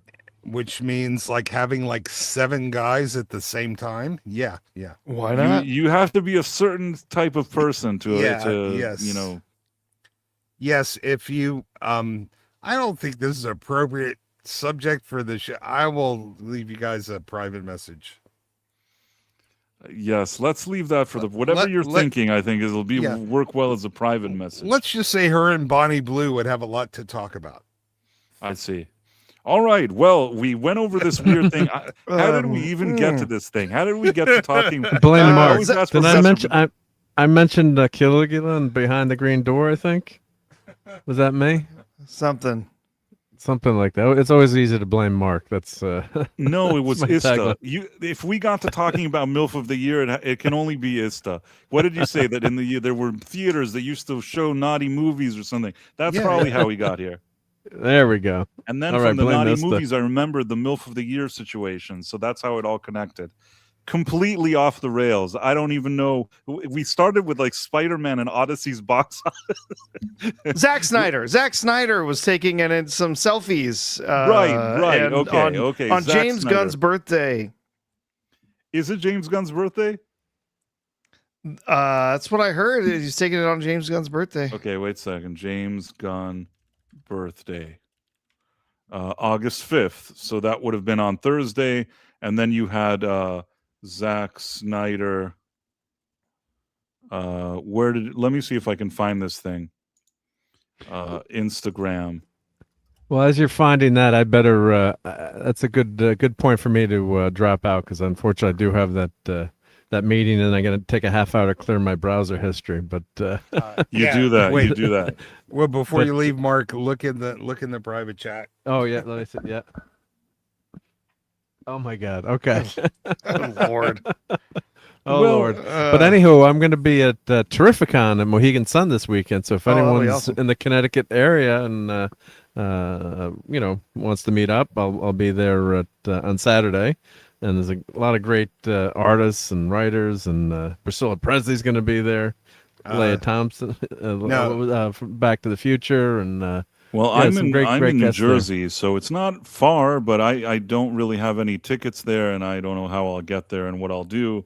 It seems like a bit of a production, but Oh, you are in my yeah. area a lot. I feel like we Yeah, are we'll in the have to meet up. tri-state area. We never Yeah. meet up. That's your fault. Yeah, Mark, I Yeah. feel like Terrificon sounds like the shot you have to take when you get too close to Veronica Adler. You need a shot of Ask your Terrificon. doctor. and Ask some- your doctor if Terrificon is right for you. I'm going to I'm plead putting the the fifth link here. in the There's- chat. I'm putting the link in the chat. Well, I'm not a mod, so I'll just put it with the spaces. Hopefully, show up. But it's Terrificon. But it's a great show. It's a great little big show, and it's at the casino. So it's a lot of fun to go there and try to win money so I can buy more comic book stuff. Yeah. What did I bring home now? But there's some great guests that are going to be there. And Yeah, Mark, stop. It's not about the money for you. Stop. We've seen your Yeah, no. house. I want to see Patrick Warburton, the Tick. I got to get get a photo Oh, of the him. I'm Tick. looking No, forward to man. That's Brock Sampson There you go. from the Venture Brothers. Oh, yes. He'd be, so- if I were going, he would be signing my Brock Sampson figure. that. Yeah. No question. I have a Well, Brock Sampson t-shirt. enjoy your time at Terrificon, and let me see if I can write a comment. I want people to know what your YouTube is. Thank you. Oh, I'll put it in there if you want. Oh, okay, yeah, Ista can do it. Yeah. He's better than me at this. And all right, so we got that. And Mark, pleasure as always. Thank you for hanging Thank out you. with us. Really delete your browser history, like you said. I hope your wife doesn't listen to this stream or doesn't know how to find it. You may Yeah. want to make sure of that as well. No, his Yep. wife is. If you've seen his collection of, his Toys. wife has to be about the coolest woman in the entire planet. I doubt that would. If she I have a puts lot of up, adult toys. if she puts up with a 8-foot Enterprise hanging from the ceiling of every room in the house, she'll put Yeah. up with this. Okay, his She- channel is linked in the chat. I'm doing it in Rumble now. Well, thank you, everyone, and R2, all the best. Yep. Yeah. And hope you have. thanks. Darren's on top of Little- it. Thank you, Darren. Yep. Good Thank you, job, everyone. man. Yep. All right, everyone. We'll have a good rest of the stream, and I think make sure we get some more highfalutin subjects here for the rest of the evening. Have a great time at Terrificon, man. I look Thank you. forward Yep, to your yep. report on Sunday. Hey, Yep, we'll have some fun stuff. Yep. All right, take care, everyone. Good night. I'll see you later. Bye.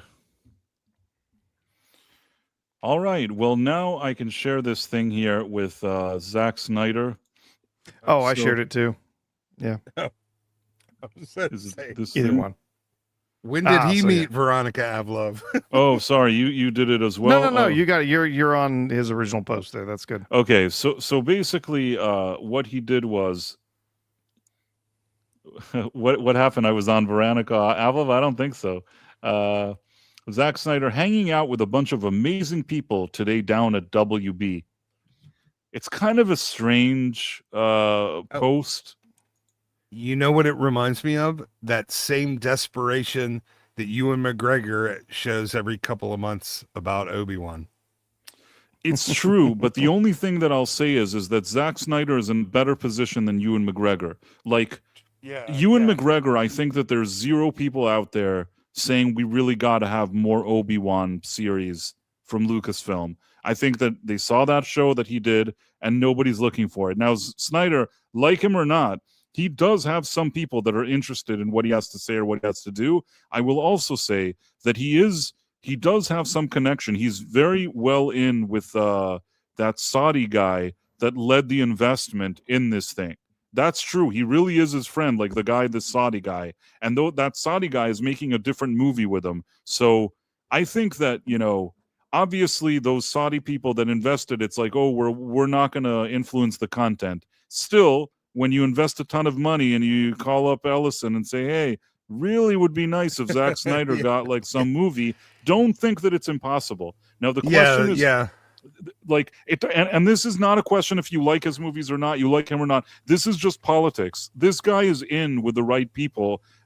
If this merger should go through with Paramount, it wouldn't surprise me. I don't know if he'll get 500 movies, but if you told me that Paramount and the thing completes and they bring him back for, let's say, one movie, I wouldn't be shocked. I think that is something that could absolutely happen, and I wouldn't be shocked if that happened. Now, what's he doing at Warner Brothers today? There's a lot of different things. One, it could be that he's doing some other movie that has nothing to do with any of the DCEU stuff. The other thing is maybe he meets with what's their names? Abdi and DeLuca or whatever it is, meets with them, and they kind of like, tell him, listen, at some point, maybe something this. I don't know what he meets with them about. Although inviting him over is like a really problematic thing for Gunn if they were going to talk to him about superhero stuff. Meanwhile, you have like Zaslav. He went to the press today and he's like, I'm so happy with James Gunn. It's very suspicious. Like the same day this guy arrives, he's happy with James Gunn. There's one final option. One final option. James Gunn invites Zack Snyder himself. Invites him to quote unquote discuss Brainstorm if maybe they can do an Elseworlds movie. Now, it could be that James Gunn doesn't even want to do this Elseworlds movie, but the pressure is coming from somewhere else. Or he's thinking that by the time this merger goes through, this may be the direction it's heading anyways. Instead of letting it happen, this makes it seem like James Gunn wanted it to happen. So I don't think there's any pressure on James Gunn to make anything at the moment. And the Saudis clearly haven't seen Rebel Moon. I think Zack Snyder just was he just got on the tram tour of the back lot at WB and took this picture, and the cool people he was hanging out with were just the people who were there for the for the Maybe. studio. We saw the Maybe. Animaniacs. Yeah, they did. I don't think so, though. I think there's more to it, and I wonder what it is. Try to think of it. What do you think it could be? Like, okay, I understand that your theory, he could just be trolling and he just walked by and took a picture. I'd say I'd give that a 10% chance. I'm 90% sure that he actually is there because he met with somebody. The question is, did he meet with Gunn or with Paul and with DeLuca and what's her name? Abdi? Or he with didn't Gunn? meet with James Gunn. I don't think they like each other very much at all. No, I don't think they like each other. In spite of all the bullshit, I don't think they like each other at all. I'm trying to think why. The only thing is, like James Gunn, it was his birthday. Oh, why didn't you come by? It's my birthday. I don't know. I'm trying to think what would be the reason. There's James Gunn's birthday, Zack Snyder at Warner Brothers, and Zaslav goes to the press and says that he loves James Gunn. All very weird stuff. Hard for me to decipher this whole situation. I like what Chris from Lockdown says. It is he met with James Gunn's wife. Yeah, that's the best comment I have to say. That was wonderful. And that makes the most sense. But it does say WB saw James Gunn at the same time he was announcing a Jimmy Olsen show. Zack Snyder gets called the WB. But man, that stupid Olsen show looks so dumb. It's gonna be so bad. Absolutely. Well, I did hear something about that. It's a comedy done in a mockumentary style like The Office. It's not supposed to be serious, and if you look at it that way, like I could almost see it working. Like it's supposed to be, an absurd, found footage, mockumentary style comedy, not a serious like Jimmy Olsen. Dun, dun, dun. This sounds awful. It sounds awful to me. It sounds less awful. The way you described it, you made it sound less than it already was, I think. Really? Okay. But what do I know? Well, here's the formula for Jimmy Olsen. A guy who looks like a nobody is constantly surrounded by hot chicks, all dressed up like Veronica Avlov. Like, I could see the appeal in a half-hour sitcom like that. It would be funny if Veronica Avlov starred in that. With Gorilla Grodd. Oh, hey, God, if there's anybody, no. if there's anybody who's been used to Gorilla Grodd, like Veronica Avlov could do okay with Gorilla Grodd. That's what you're trying to say. But I think that I think that a show with Jimmy Olsen, Gorilla Grodd, and Veronica Avlov is more interesting than just Gorilla Grodd and Jimmy Olsen. Yeah, I agree. Yeah, with the Veronica Avlov in there, at least you piqued my curiosity, and then I just want to see what happens. But yeah, I wonder. I'm telling you that Zack Snyder is a guy who's very calculated with his tweets. Yes, he could be just trolling and passing by, but I don't think that's the case. I don't know. I'm not 100% sure what the spin is, like what the angle is here. What do you guys think it could be? I actually have an idea. I don't know if it makes any sense, but yeah, they're asking him if it's possible for him. Does he think he can continue the DCU without having to reboot everything again? Like, how would you feel about taking over with the current character slate that we have? That would be my thought, that they're looking for possibilities. We're stuck with this, but we can't reboot it. We can't reset everything again. What could you do with these ingredients that were already committed? But what, meaning like he needs to work with Supergirl and James Gunn's Superman? I think he'd tell them to fuck off. I don't think he cares about any of that. Okay. You asked me what I thought they were meaning about, and that's kind of what I thought it could possibly be. You know who isn't very controlling with their tweets? Who? James Gunn? Veronica Avlov. Oh, God. I think he's there to pitch Rebel Moon 3. I think that they want to. The WB is all about Rebel Moon 3. I don't think. I'm kidding. I don't know. Yeah, I mean, he could be there. Maybe he's got another new big project or something that he's working on. But that like they're Warner interested Brothers in. right now, they're in such a jam that they don't even have money for anything.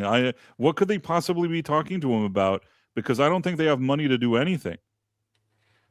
I mean, they're still going to be producing films. A lot of this. You say they don't have money, but then a lot of these films, they go to investors and stuff that kick in, to make these movies. Yeah. So Totally. it doesn't mean they can't make anything. They just have to be a little more careful while this whole merger thing is pushing forward. I've learned one thing. I do not underestimate Zack Snyder, not in terms of filmmaking or anything like that. In terms of like his persistency and managing to like slip into different places, he's not a guy that you get rid of easily. That's all I'll say about him. So yeah, he's very persistent and he's good at selling. I just want to say, Mark, in case you're still listening, and your wife's anywhere in the same state, do not look her up on Twitter. that will not go well for you. She is not controlled at all. I think that Ista is going to become her best friend. Well, maybe next time you'll meet her somewhere, and perhaps things will take a different route. I would say, I quit drinking 26 years ago. I don't really open champagne anymore. Thank you. Have a nice day. All right. Well, that's sounds like a plan to me. So we have Zack Snyder. Now, meanwhile, James Gunn, David Zaslav said something about like loving James Gunn today. Let's see. David Zaslav. Let's see. So we have this. While you're looking that up, Press, I think I'm gonna get going, buddy. My throat's all right, man. Starting to hurt a bit, so I'm gonna check out tonight. So, hey, you know what? I had some good laughs. It was some therapy for me this evening. So I appreciate. I was hoping that. We cheered you up a bit. Yeah, so hopefully, there were some twists and turns that even you weren't expecting. I was not expecting you to ask for a picture with nothing in her mouth. That really. I didn't know how else to describe it, but if you did any kind of search, you know why I said that. Yeah. And now I'm worried about her having anything else anywhere. No. It's not easy to find a picture of her with something not in her mouth. It's true. Apparently.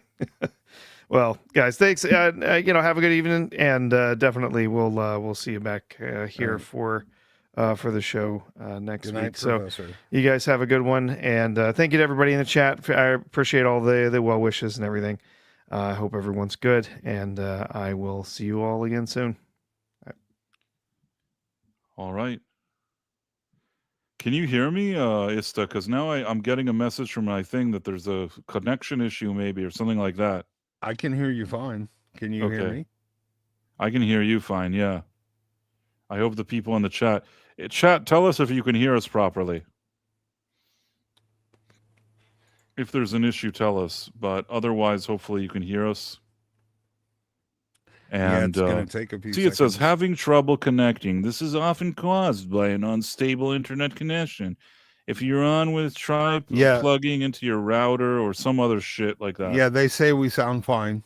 All right. Well, I'll take it. All good. Let's show this thing here. Let's see if I can share it. Wait a second. Let me share the screen. Share. And now we got it here. So, first of all, Spider-Man Brand New Day becomes fastest pick to hit $500 million mark at domestic box office. No surprise there. Superman sequel looks amazing, David Zaslav says. No DC strategy shift after Supergirl misfire. Well, what's he going to say? He's not going to say, now we looked at it, we think it really sucks. So watch our share price tank and screw up the deal with Paramount. Right. I mean, the thing is this. Zaslav is also in a situation where, it's kind of like in for a penny, in for a pound.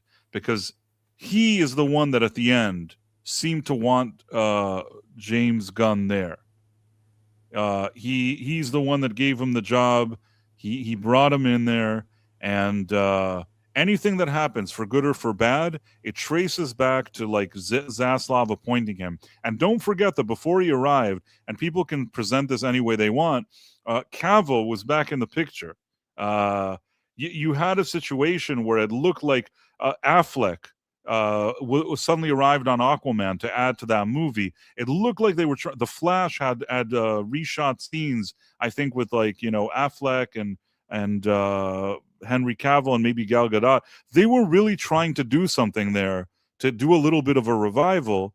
And then suddenly James Gunn takes over, and none of that. Everything is all cut out of the movies. Everything is scrapped. He has his new vision for whatever it is that he's doing. And all of this is backed by Zaslav. Zaslav said, yes, this is the horse we're gambling on. So now, if he says, hey, you know, this guy's a bum, especially when he's trying to like make sure this merger goes through and all this stuff, he doesn't want to start. Also, he can't hire anybody else now.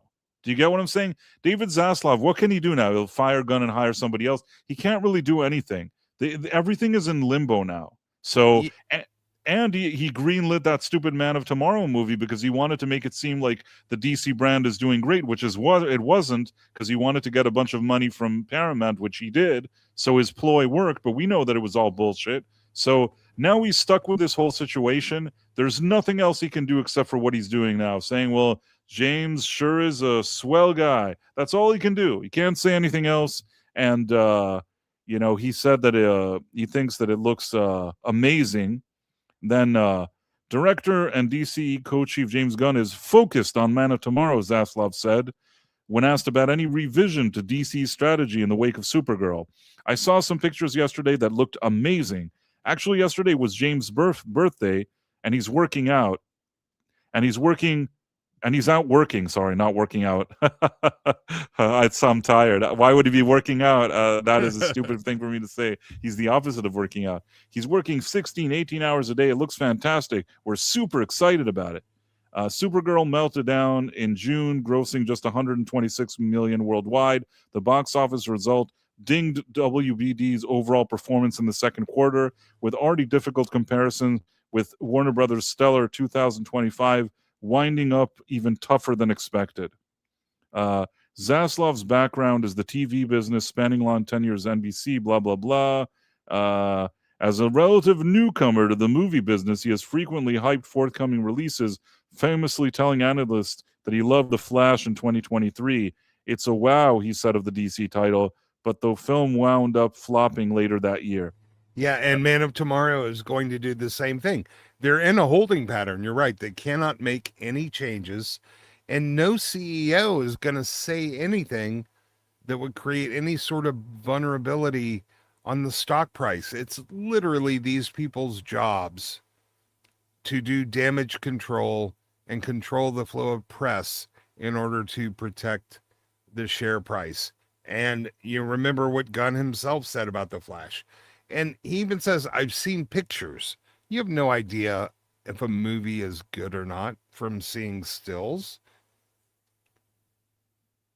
You might get an impression that a movie is bad if you see some really bad stills, but the best still image is still meaningless as an indicator of the quality of a movie.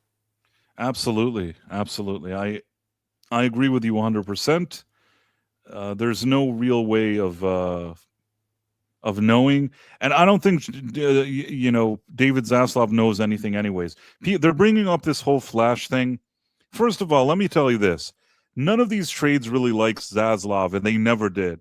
And in this case, you could tell that they like to kind of take digs at him, saying like, "Oh, he was in the TV business and like trying to make something in the movie business," so they're all laughing at him.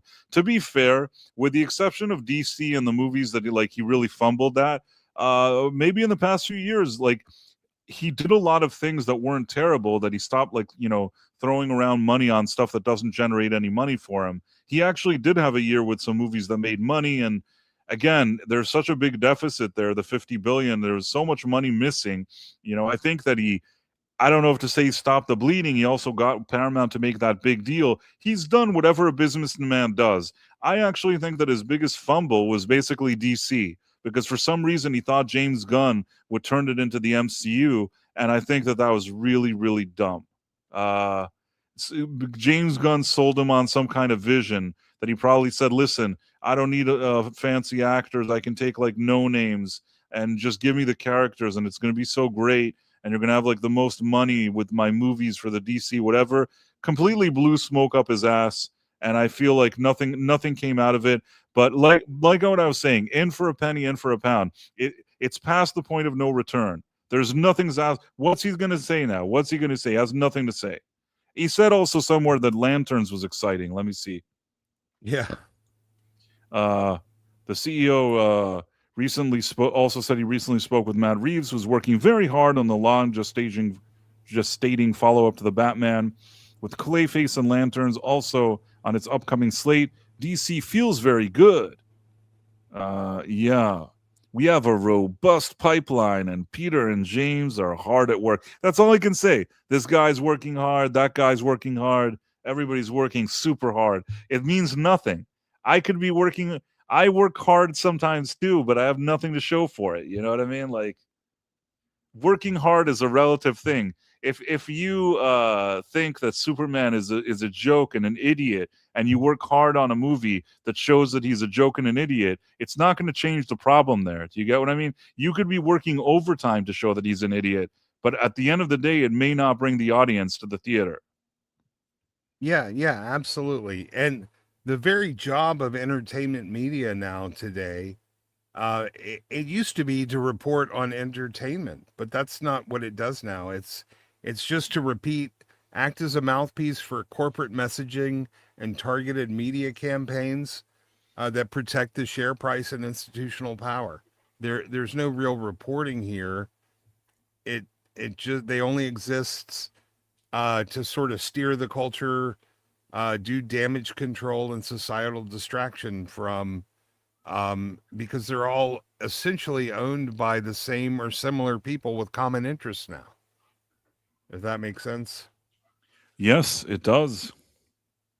It makes absolute sense.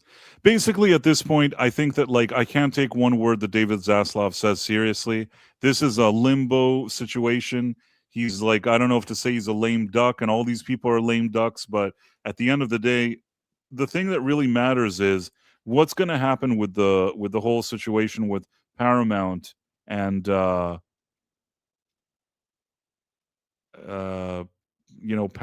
and Skydance Warner. and Paramount, Skydance, and WB. Yeah, I don't know what is this thing. Let me see. Paramount's precipice. How David Ellison could salvage 111 billion WBD merger. Hint: call Kamala. Ah. Then he's fucked if all he can do is call Kamala. Sorry, Sean.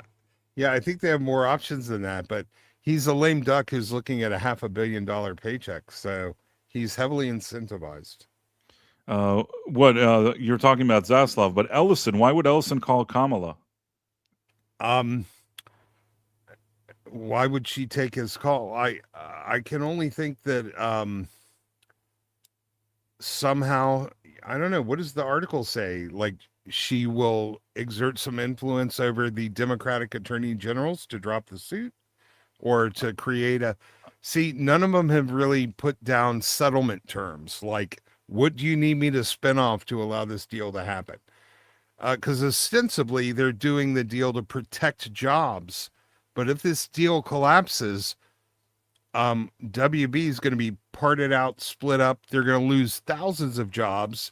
And to make up for the huge cost that Paramount Skydance has to absorb, they're going to have massive layoffs and cost-cutting measures. So the only effect of these 12 attorney generals getting together and bringing the suit is going to be to cost thousands of jobs across the board. So I'm not sure. I guess it's call Kamala to ask for terms. Like, what do you need me to spin off from this deal to make it happen? I think they have a better chance of winning straight up in court. Well, the only thing is that, like, all these activist judges and all these weirdos, instead of doing this a quick trial, they all know what it means to keep delaying them, and they're doing it on purpose.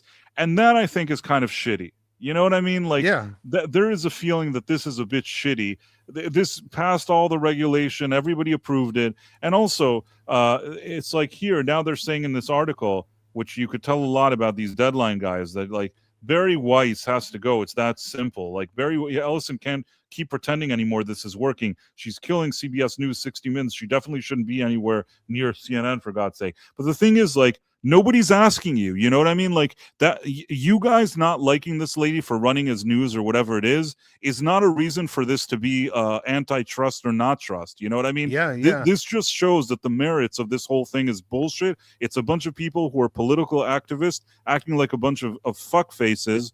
And when it was Netflix that wanted to buy it, they didn't have any issue with it because they thought that Netflix wouldn't do anything bad to their precious, 60 Minutes and CNN and all that other bullshit. But now when they think Netflix, What'd they you thought say? Netflix wouldn't dismantle their propaganda apparatus. Exactly. This is all a matter of they have a place to do their propaganda and now they're sad. But that's not how capitalism works. In spite of them liking all this communism. And yeah, at the end of the day, Los Angeles and all these people are stupid, stupid idiots. If I was Ellison, whatever happens, I don't know, rain or shine, the deal happens, the deal doesn't happen. If they somehow made me lose that money and lose the thing, or even I'd say even lose the deal, my foot and my companies never set foot in California again. Yeah, or any of their other states. But Any here's of the other what he states, can. states that did this bullshit, I would never set foot in there again. Yeah, but you know how he saves the deal, and it doesn't involve Kamala. Why do they even think that, like, Kamala? I'm trying to figure out this article is like 7 hours of absolute bullshit of them crying and whining about Barry Weiss. Where the fuck is this Kamala? Sorry, Sean. No, he saves the deal by going back to Zaslav and the shareholders saying, if we can postpone the ticking fee, then you guys won't lose out on billions of dollars of profit. So obviously they didn't do anything to slow the deal down. We passed all the major regulatory hurdles. This is sort of something that came from left field. So you want the $7 billion cancel fee, or do you want the deal to go through so you all become uber rich? If you want that to happen, let's postpone the ticking fee and wait out the clock with these bullshit trials. If they agree to do that, then they have nothing to gain by making them wait. Right. And if the deal falls through, everybody's share price is going to collapse, which means the loss of tens of thousands of jobs. And I agree. And you notice there's a common out, all of these celebrities that have come up publicly against the merger. There's one thing they all have in common, and I don't know if you've noticed this. They all work for Disney, the one company that's more threatened by this merger than anybody else. This is about Disney. This is not about... And what is this fucking article? Call Kamala Harris. It's shocking how partisan the Ellisons have made this deal, linking up with Trump, one Hollywood political alum lamented to Deadline. Who is this Hollywood alum that you're talking about? No names, no nothing. They are being so short-sighted when they should be making friends on both sides of the aisle, especially with Kamala Harris, they asserted. He should pick up the phone and ask Kamala for her advice. I wouldn't talk to Kamala about shit. I don't know how this lady even has between you and me, even has a career, would not ask her about anything. Yeah, a longtime member of the Hollywood donor class says, say the fucking names of the people that are talking, or as far as I'm concerned, this is a bunch of bullshit. Picking up on the tactic of engaging the former vice president. She knows antitrust law, and it shows he's not in Trump's pocket. She doesn't know any law. She failed the bar. She's a DEI lawyer who never really ever did any work. She doesn't know shit for law. Listen, I'm gonna be more generous than you. I don't know what she knows or not. All I know is that she never made a good impression on me. She had a campaign. I didn't get a good impression from her. She's not a person that I would want to call about anything. And the other thing is, they're like, oh, wow, like David Ellison made this so political. No, it's these people that are making all of this political. They've been trying every single thing. Even Netflix stepping in here and trying to make this deal not happen was very political. And then, everything since, this has all been political from day one, with all these assholes pushing back because they're afraid that, this guy isn't towing whatever bullshit far left, ultra left thing that they want to tow. That's the reason they're doing all of this. And to somehow spin it as he's the problem with all of his politics, when they're the ones piling up on him, when they're doing this fictitious bullshit trial that sounds like just a bunch of bitter, shitty people just trying to torpedo this thing and make him lose money. And listen, it's not that I have posters of Ellison on my wall either. I don't know the guy. I don't know what he does. Maybe he's good. Maybe he's bad. He's made some bad decisions. I think part of the reason Star Trek looks the way it looks today, and also all the J.J. Abrams stuff, it's not like this guy hasn't made mistakes. But with that being said, I mean, this is a country where, you know, Warner Brothers has like $50 billion of debt. You can you could either have that company fall apart and a ton of people losing their job and the industry, like, you know, takes a big hit because of this thing, or you let this guy do his deal. Now, you could say that the deal will also have this effect, that effect, but having the deal is better for the entertainment industry than not having it. And none of these people that seem to keep talking about the working man, Mark Ruffalo goes, oh, what about the working man? Fuck you, you stupid fuck. You don't know anything about the working man. You are a fucking idiot. So, like, all of this stuff annoys me. Sorry, what were you going to say, Esther? David Ellison is not the barrier when it comes to making friends. He would love to make friends with Democrats. It's the Democrats that won't talk to anybody that have the stink of Trump on them. He's not the one who's not making friends. They are. And that's a distinction that whoever the idiot who wrote this article, this is absolute bullshit. She wrote, she's a centrist. She is not a centrist. Fuck you. She's not a centrist. None of these people are that. And even that they keep calling it Parabros deal. I mean, is this the name of the company that they decided on? I don't think that it's called Parabros. I think that they like writing Parabros because they like writing it. Do you get what I'm saying? Yeah, no, they're going to keep the names or brands. They're not going to change the names of that.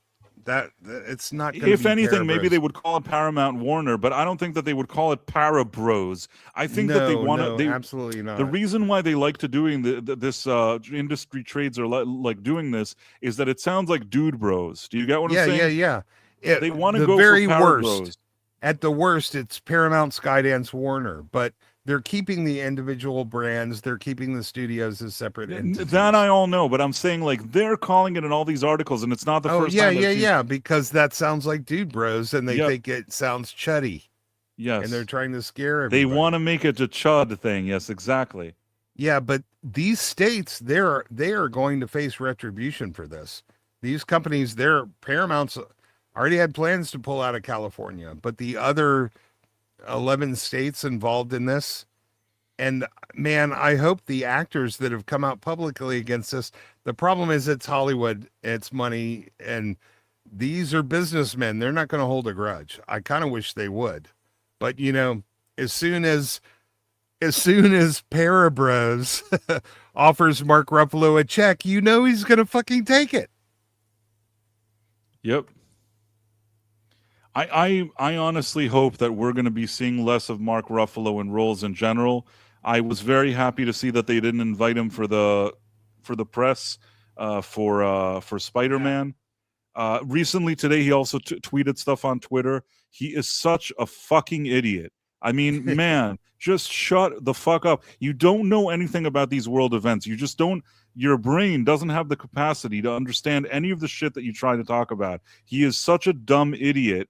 And normally, I mean, I don't care if a dumb idiot speaks, but he is a dumb idiot that a lot of people know who he is.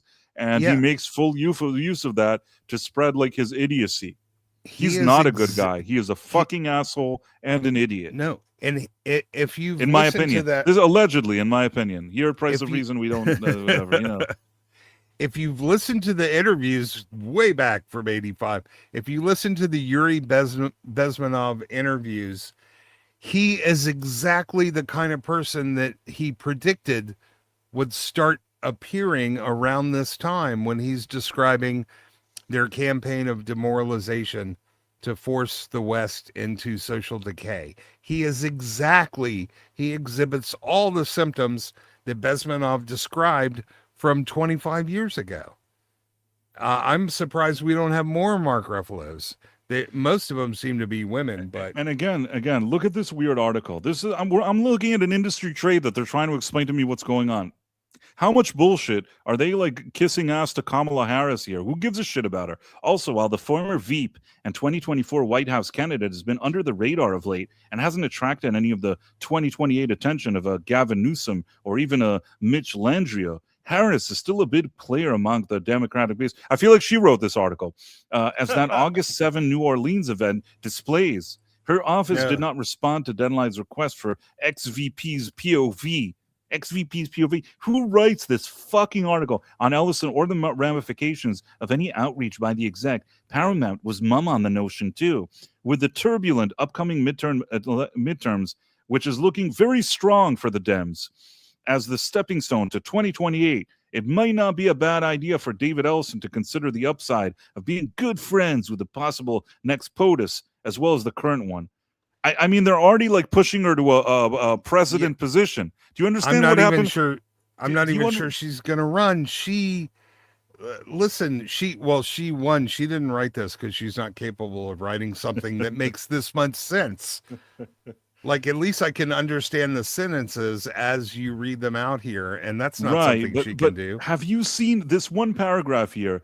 Do you realize how much weird shit they shoved into an article about like some antitrust lawsuit? Why is he supposed to be chasing Kamala, who you're saying needs to run again for president, and all this midterms? And it's almost like a threat. Like, soon you're not going to have that guy in the White House. You don't know. Maybe Kamala's going to be the president. You should start kissing ass. It's like, guys, this is exactly the reason why this whole trial is bullshit.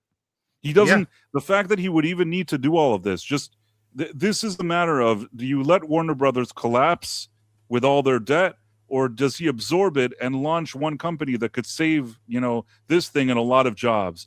If you really cared about what you claim to care about, if you care about people's jobs, if you care about the industry, which all these people seem to claim, then it's not about if the guy voted for this guy or this guy. It's that you want this company to thrive. But they're willing to let everybody burn over CBS, Barry Weiss, and CNN. They're willing to let the whole industry burn as long as they can stop this from happening. Yeah, well, we know they don't care about the things they say to care about. The hypocrisy is huge. I mean, I never even once considered that this was actually about jobs and protecting jobs, because they never spoke up about any of the other conditions when Disney laid off 7,000 people, when all of this stuff was going away. They never said a word. They don't care about jobs, and it's ridiculous to even pretend that's what they care about. This is obviously a political maneuver. And now here's another article. This is so weird that they shoved all these articles on one site. David Zaslav, this is all on the same day. David Zaslav says WB staffers are working extremely hard despite Paramount deal uncertainty. So again, working hard. Same thing that he said about James Gunn. Now he's talking about the staff. And there's a separate article to explain all this. The overall culture of this company and the work ethic of the company has been inspiring. The focus has been that this is a great company, and that how do we take advantage of every day we're here and try to focus on the best performance possible, but also this idea of what stories will we tell? I mean, the thing is that like Zaslav is the guy that always makes the deals that he makes like $1 gazillion. He doesn't care about any of these people. He doesn't care about anything. All he cares about is walking away with like $1 billion or whatever. He's walking away with $500 million at least. He's probably hoping that he walks away with more than that. I don't really know with he's going to walk away with a lot of money. That's what he really matters to him.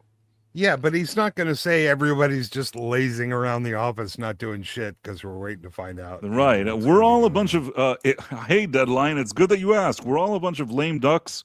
There's so much uncertainty here. It's a crazy limbo situation here. Nobody knows who's going to stay and who's going to go. We can't get any projects off the ground. Everything is looking terrible. Like, that's probably the real thing. And instead he's like, man, they're working hard, real hard. Which is nothing. It means nothing. That's saying absolutely nothing. Yeah, but I mean, that's why people don't read this shit either, except us. Why do these things always get put in front of the Democrat activist judge? Why don't they ever end up in front of a Republican? How are these guys able to venue shop so effectively?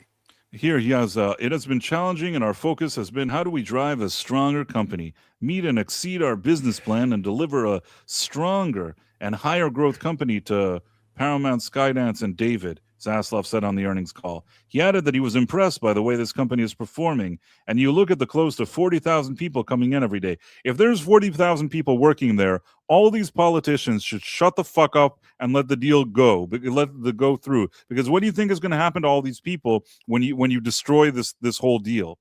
It is unusual, Zaslav continued, for energy levels to sustain during a period of corporate tumult.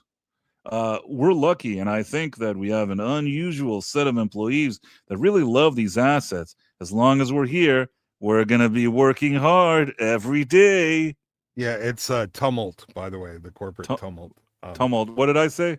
I don't remember. I just remember you weren't sure, so I was just trying to help. Here's one thing. If this deal takes 2 years, even with the ticking fee, that's still going to be $2 billion cheaper than the pullout penalty.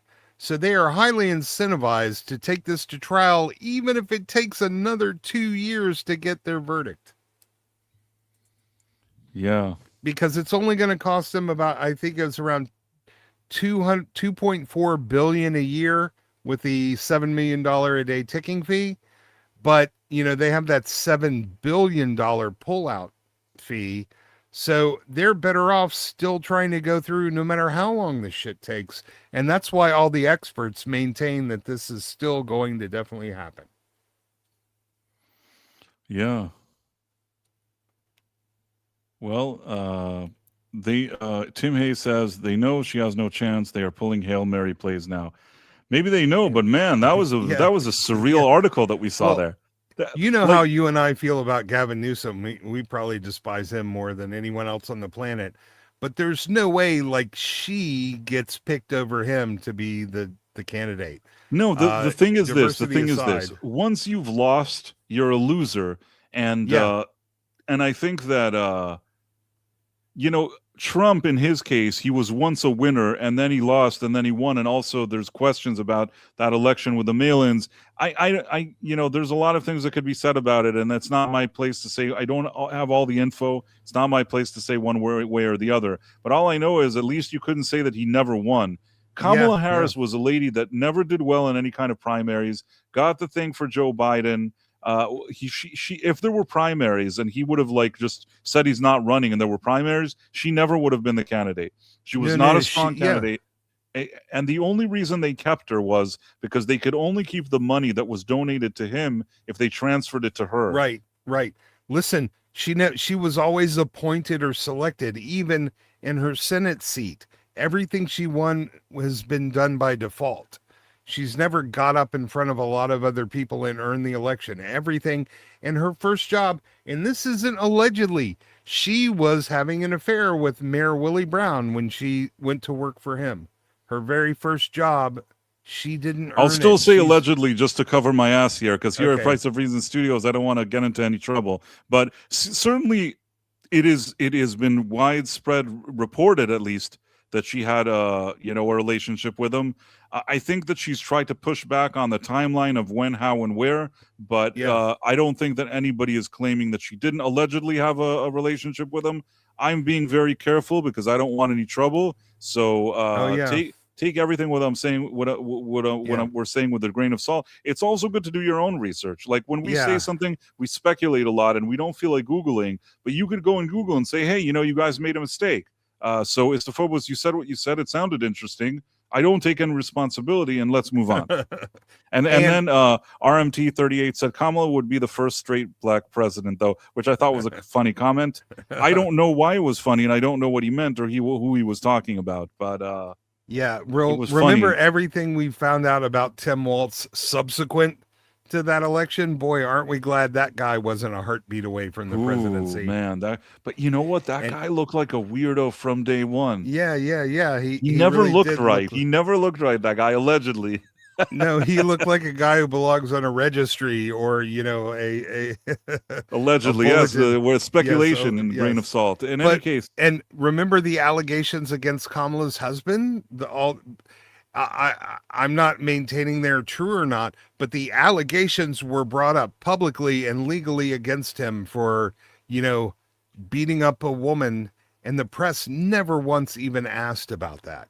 I'm not saying he did. I know but we these don't know. women- We don't know what he did. We take Right. no responsibility. Maybe he's the nicest guy ever. I don't know. No, but I'm saying real women brought real charges and allegations against I him, understand what you're saying. We don't know. We don't know. and that was never even addressed. Right. You know, on the other side, anything that came out Right, like of that, course, the press of course. would That be would be all addressed, fucking yes. over it. Yeah, It's all very odd, but yeah, I'm very careful here. So don't know. And yeah, I think that Gavin Newsom is their like new shiny toy.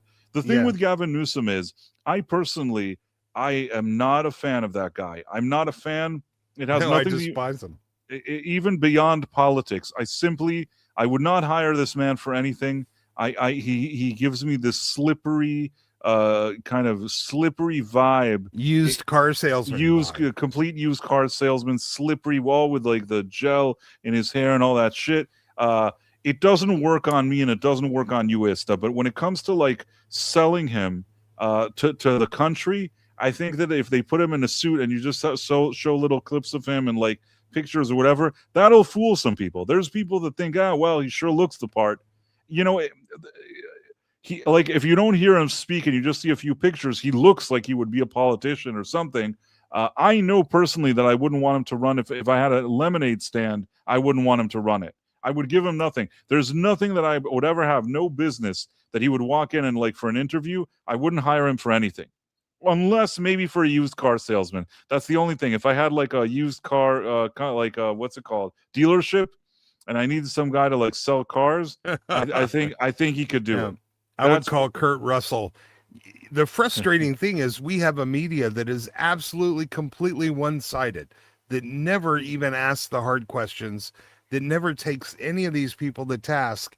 And on the other side, they never let up and even give them a chance to talk, or they don't cover them at all. It's so frustrating that we don't really have any legitimate media coverage about the situation anymore, and nobody's there to ask the hard questions. And the people that would never get a chance to interview the candidates. They won't show up on Bill Maher even, who would, I believe, would actually, ask them some hard questions. Bill Maher's constantly complaining. He's like, Republicans will come on here all the time, but my team, my side, the people I vote for and pay money for, they won't come on my show because they know he's not going to give them a pass. Right. Much less Joe Rogan, right? Or anybody else who would do a real interview. They ask those questions, a tough question, but a fair one. What is it that makes you just so damn likable? Well, that's a tough question, but a fair one. That's the kind of shit CNN asks Democrats. Yep, I agree with you 100%. It's very frustrating. Well, what are we going to do? It's I don't think we're going to solve the problems. What else do we have on our docket? What time is it? I'm all over the place. What do we got going on? It is 2:30 in the morning. We covered Spider-Man 2 weekend win. We've asked some uncomfortable questions about Zack Snyder.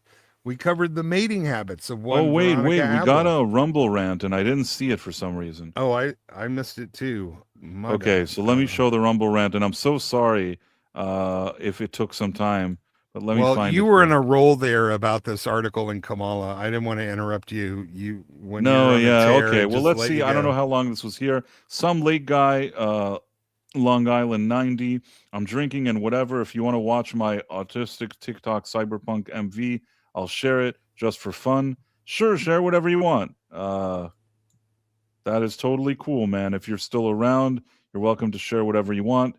Yeah, I'm sorry I didn't see this sooner, but it's always great to see you here, and thank you for sharing. And you can put whatever link here, whatever it is you were saying. Yeah. All And good on my end. And you can tweet it to me via DMs if you want. I can take a look and maybe we can give it a look-see. well, we did that, and now let me think for a second. Okay, so how long have we been doing this stream? Because I feel like because of the other stream, I've lost my sense of stream. Well, we are about 2.5 hours in with both streams put together. Okay, so let's now look at our docket. We have We have Spider-Man 2 weekend win. We said that. Zack Snyder is back. We said that. Paramount Warner merger trouble. We talked about that. And then the Odyssey drop. I guess. I mean, if you want to just give a guess, what do you think is going to happen this weekend with the Odyssey? I think it's going to have a 50 to 60% drop. And I would like it to be more, but I'm not sure. I think, so if it does drop 60, it's still making serious money. And if you look at the total, yeah, it's going to cross $1 billion. But I'm thinking 50 to 60. What do you say? Yeah, that sounds reasonable. But the question is also between all their bullshit with how much this movie costs to make and how much they have to pay Nolan, at what point did it even probably they had to hit like 850 just to become profitable here, no? No, I suspect they've spent a lot more on marketing than they're willing to admit. Remember, we live at a time where certain movies, they put 400 million behind the marketing. I think that's going to be, people are talking 150, which is high for marketing. I think it's over 2, maybe even 250. So I'm thinking, especially when you consider the front end cut of Christopher Nolan, I think the break even starts around $1 billion. But remember, people don't invest in these movies to break even or to make 5 or 10% on they're looking for, 100, 200, 300% returns. Like, even if this movie gets into profit, I don't think it's going to make that much money. And I don't mean Hollywood accounting make no money. I mean, it's really not going to bring in that much money to the studio and the investors. The people who worked on the money and the people that are getting points, they're cleaning the fuck up. Nolan's cleaning up. Matt Damon's cleaning up. Zendaya is cleaning up. But as far as Universal, they are not cleaning up. And remember, they're going to make the books always look like they didn't make any money. But I think it's going to be, I don't think it's going to make nearly as much as the people who invested in this movie were hoping for. I They'll highlighted get a big pay 1 and pay 2 window, though. I agree. I highlighted, I want to quickly say, some late guy Long Island 90, $10 super chat. TikTok, he has a link here where you could see his stuff. What happens if I click on this link? You will probably go somewhere in your browser. Here you go. Cyberpunk MVS. I guess this is it. So Cyberpunk MVS is what you're looking for. Yeah, Did I share it? Music video, right? He's a lazy cyberpunk music video. Very lazy extra bonus MV, I guess. Anyhow, check out what Long Island. I'm gonna get this right. Check out what some late guy Long Island 90 is doing. All right. We did that. And now, so we went over a lot of stuff. Yes, And we now- did. More than expected, including Veronica Avlov. Nobody was expecting that one. Nope, not even me. Let's see for a second. Okay. Basically, something that's happening now is, let me share this, is that Lionsgate apparently did so well with the Michael Jackson movie that now they're planning Michael 2. This time it's personal. They were always planning this, though. Yeah, they were always planning it. Yeah. But they didn't know how much money I mean, they probably assumed it would make some money, but after that first one made money, they're in a rush to do that second movie. They are hitting the ground running with it. Yeah, I'm actually happy for them, and I did not expect to enjoy this movie as much as I did. I really did enjoy it. Yeah, I mean, the funny thing is that those things initially came out, those reviews from all those weird media people, and I went opening day to see it, the first screening that I went to see it, and I'm thinking to myself, these critics aren't serious.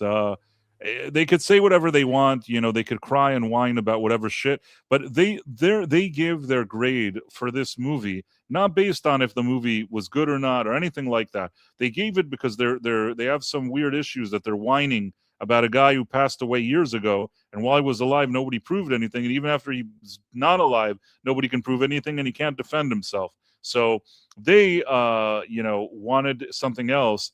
It's funny, how when we watch, Star Wars: The Last Jedi, and we say, "What is this shit?" People say, like, what do they like to say that? A triumph. No, but they criticize you that you didn't accept, the creative decisions of, the filmmaker. Do you get what I'm saying? That's the vibe You of are like, a oh, like, toxic fan. you're not like accepting the creative vision of Ryan Johnson or whatever it is. But when it's the opposite thing, when somebody made a movie about Michael Jackson and all these critics wanted to see something where they say that he's the worst thing that ever happened and it's not in the movie, what did those critics do? They went out like a bunch of children and wrote that the movie is like a zero, or some of them are awful or whatever, just writing stuff that's not true. Like, you may like this movie, or you may not like this movie, but I'll tell you this. When you watch a movie and you try to give a review, you think, what genre of movie is this? And this movie is a biopic. You know what I mean? So biopics are always tricky to do. Considering how tricky it is to do a biopic, I think this movie hits on all the main points it needs to, and at the end creates a real kind of like uplifting experience from watching it.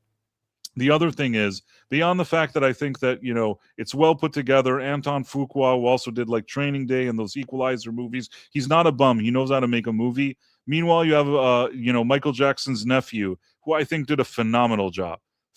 As good as you could have gotten without Michael Jackson being around, I think that this nephew guy really impressed me. I was really, really happy with what I saw from the nephew. Also, Domingo Coleman as the father, slam dunk as well. So I don't know what the fuck all these whiny losers wanted, but the movie, in my opinion, like I thought it would be okay, and I walked out thinking, man, I rather enjoyed this movie. It's not perfect. No biopic is, because they're always going to take a bunch of events that happen and like condense them and all this other stuff. Relatively speaking, I thought it was pretty good. What did you think? I think the hypocritical bullshit is why people like Critical Drinker have 2.5 million subscribers, because nobody trusts critics anymore and nobody believes them. I believe the audience score of critics is not nearly as important as the audience score. Yeah, if it's high, if it already agrees with what you want it to, they will call it out and hail it as 100% critics. It's especially helpful for executives who make a bomb but want to keep their job, like Supergirl. Look, 98% critics on Rotten Tomatoes. But people don't believe them anymore. They are less relevant than ever. And people turn to YouTube, to people they think they know and trust, that they have an interactive relationship with, and they want to know what people like us thought about the movie. Critics have destroyed their credibility because of shit like this. When it's The Last Jedi, oh, you're just not smart enough to understand Ryan Johnson's, excellent vision. But again, and then if it's something they don't like, they'll say, oh, this is absolute trash. This is garbage. Nobody listens to critics anymore. Listen, I'm when Michael Jackson was big, that wasn't the genre of music I was really into. I was more into rock and roll, kind of, Pink Floyd, Zeppelin, Jimi Hendrix kind of thing. But as I've gotten older and as I've played music more and more, I've come to appreciate just how hard it is to write a good, well-crafted pop song. So even stuff like the Spice Girls that's full of hooks, I will appreciate the fact that they fit so many hooks into a 3.5-minute song. There's something about that. That being said, I really wasn't interested in the history of Michael's life, but I went and saw this movie and I'm like, wow, I am really enjoying this.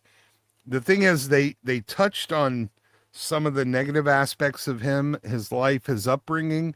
They're really focused on the music, and that interested me, and they produced it incredibly well. It was like being at a concert. Like, it was very exciting when they showed those concert footage. You're like kind of tapping your foot on the front of your seat, bouncing around. The music was excellent. It was beautiful to listen to. I agree with you. And the thing is that, and this I will say again, because, and this was so smart. It was so smart that they, like, first of all, it's smart. And the other thing is, it's lucky. One, it's smart to bring a relative that may have some of the vibe. He's not Michael Jackson, but can bring a little bit of spark, something. Meanwhile, Yeah, they, more than a little. Wait, let's be honest, man. That guy was channeling.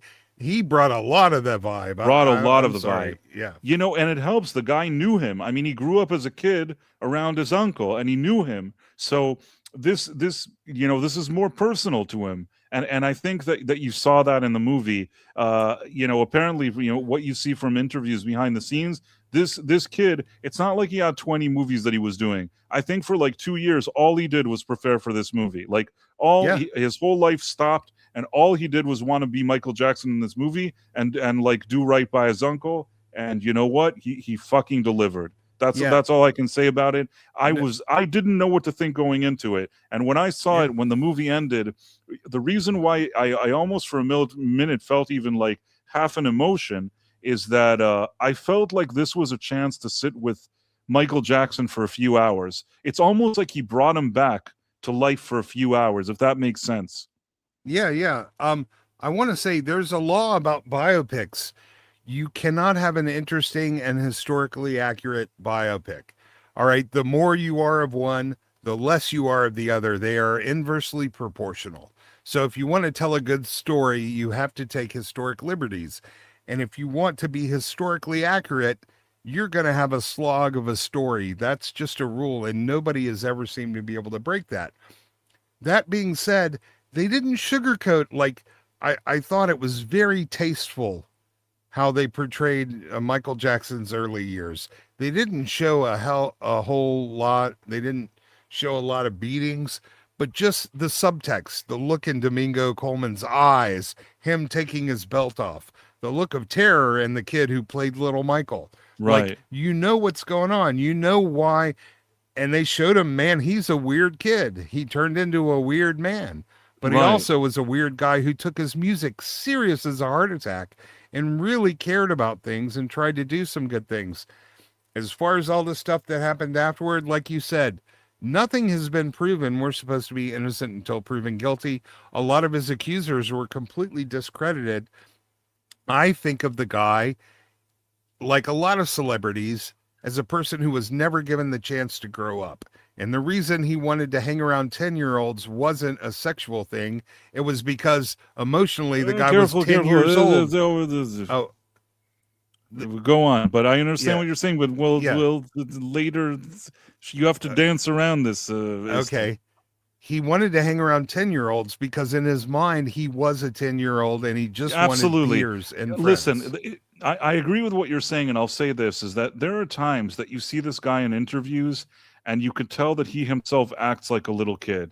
And I even have said this before to people, that I feel whether or not it's like a mental issue thing because of what his dad did to him when he was young, or it's a matter of maybe this guy was always something on the spectrum of sorts, but he acts like some kind of person that's on the spectrum. There's moments that you talk to him and it feels like you're talking to a 3-year-old kid, but if you watch footage of like a rehearsal and he walks on stage, he's Michael Jackson on stage. He walks up to the guy playing the piano and he's like, "You're not doing this and that." He is laser focused when he is on stage to give like the best performance. That's his comfort zone. That's where he's 100%. Yeah, and in the studio.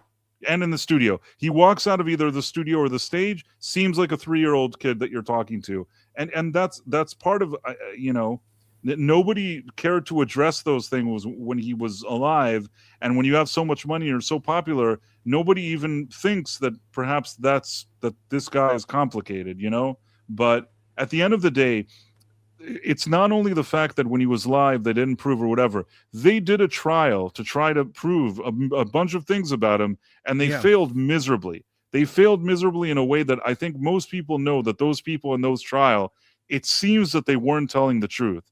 And now what we have is a few people that actually went to the trial as character witnesses and said that he had never done anything wrong. many of them as adults, they swore on the Bible. They said he's always been fine, always been nice to their families, never did anything inappropriate. They all, over the past few years, have popped out of the woodwork trying to tell the estate that now they remember that maybe he did some stuff, so they got to get paid.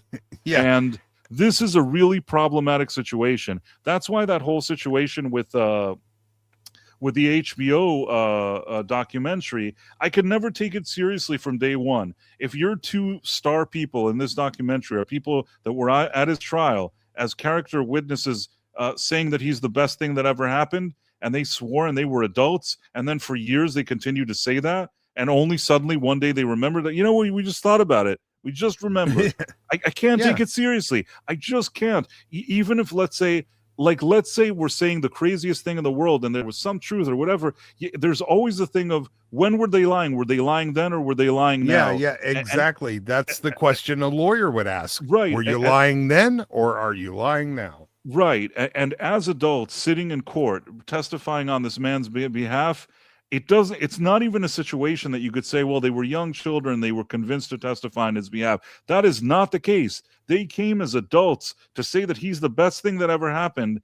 It would never, if this is a legal matter, it would never hold up in court. You know what I mean? No, and it was a legal matter, and it didn't hold up in court. Yeah, and it doesn't. Here's my question. Do you think if Michael Jackson was Michaela Jackson, with all the trauma and all of the misunderstanding that happened during her, do you think she would ever be held to task? No, never held to anything. Yeah, this is all just a bunch of weird nonsense. And yeah, I mean, at the end of the day, he's not alive. He can't defend himself. And the people that testified on his behalf are not the people that I trust in this situation. And they're really the only ones saying anything about him. That's the funny thing, that the only people saying anything about him that would suggest anything negative are people in the past that sat like with a Bible, sworn in, and said that he's the greatest. So yeah, don't really know what to tell you. That's all I'll say about it. I want to say two things about the movie, that both the scene where he's little Michael and Barry Gordy is teaching him how the studio works and stuff. I love those scenes. It was very nice. Yeah. A lot of subtext. And then you see him working in the studio and how he was indeed laser focused. And he was only grown up when he was making music. As soon as he wasn't making music or performing it, he reverts back to a child. The other thing was Janet Jackson, who didn't want to have anything to do with the movie. She wasn't in the movie. No one said her name. It was like she didn't exist. But on the premiere and on the red carpet, she was out there with the rest of the family, supporting her family. And as she said, I didn't want to have anything to do with this movie. But now that it's out here, we're family and we stick together. And God, that made me feel good to hear her say that. Well, apparently there's a rumor. I don't know if this is true. I have no idea. This is a rumor, allegedly, and it's somewhere that I read, and I don't know what the truth is behind it. There was apparently a screening, like, for the family, where I guess the people that were involved, in the movie, which is a lot of those brothers and family and whatever, came, but they also invited Janet.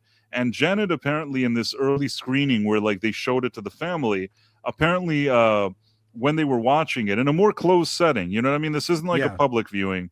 Apparently, Janet Jackson every 3 seconds had something to say. She didn't wear this. He didn't look like that. It didn't happen like that. It didn't like this and didn't like that. and I think, and like she was also saying stuff about, like, Jafar Jackson's performance. He didn't do this. He didn't do that. He didn't do this. And apparently, and I don't know if this is true, the rumor is in the middle of this screening, Jermaine Jackson turned to her, and that's his son also. So he turned to her and he said, if you had any kind of input about this movie, you could have been a part of it. You weren't a part of it. And I don't know if he used the term, you can shut the fuck up, but he certainly meant it. You know what I mean? I don't know if those were exact words, but I think that the general gist of what he was trying to tell her was, maybe in a more polite way, is you didn't want anything to do with this movie. Now be quiet. You know what I mean?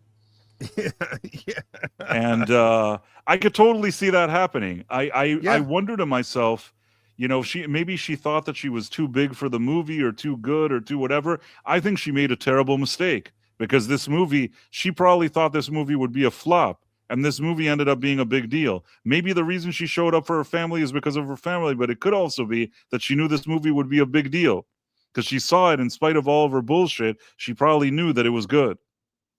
Yeah. Now, Well, she did. She did attend the premiere, but she was with them before they knew how the movie was going to be received. Now you're saying she saw the movie and she knew that it was good and it would be big. Is that what you? Maybe the reason she kept complaining is because she knew she was watching something decent. You know what I mean? Like, Yeah, yeah. oh, what Could did you be. hear? What did you do there? Just to give comments, just to say something. But But again, this is all legend. That's what I like. I Yeah. don't know if I read it or heard it or whatever it is. There was some story going around that something like that happened. Don't know anything beyond that. But when I read it, I said, well, I could see this happening. You know, it's, I didn't look Yeah. at it and think, oh, this could never happen. Yeah, but I love that they keep all their family shit within the family. Like you see articles, Janet Jackson enraged over biopic. Like none of that stuff has come out. The fact is, we'll never know because they keep family shit where it belongs, which is inside the family. So nobody's come out publicly about any of this stuff. Yeah, absolutely. Let me see for a second. Where are we now? Okay, we already are at 2 hours and 30 minutes. There's a few things we can still cover. No, but we had the additional one. We're starting to get to the thing. So basically, in this Michael Jackson movie, they have some scenes because don't forget they filmed a bunch of stuff for the movie that didn't get used in the movie. One, they had the whole situation where they wanted to address the children thing, accusations, right? They wanted to address that, but then apparently the estate told them don't do that. And you know what?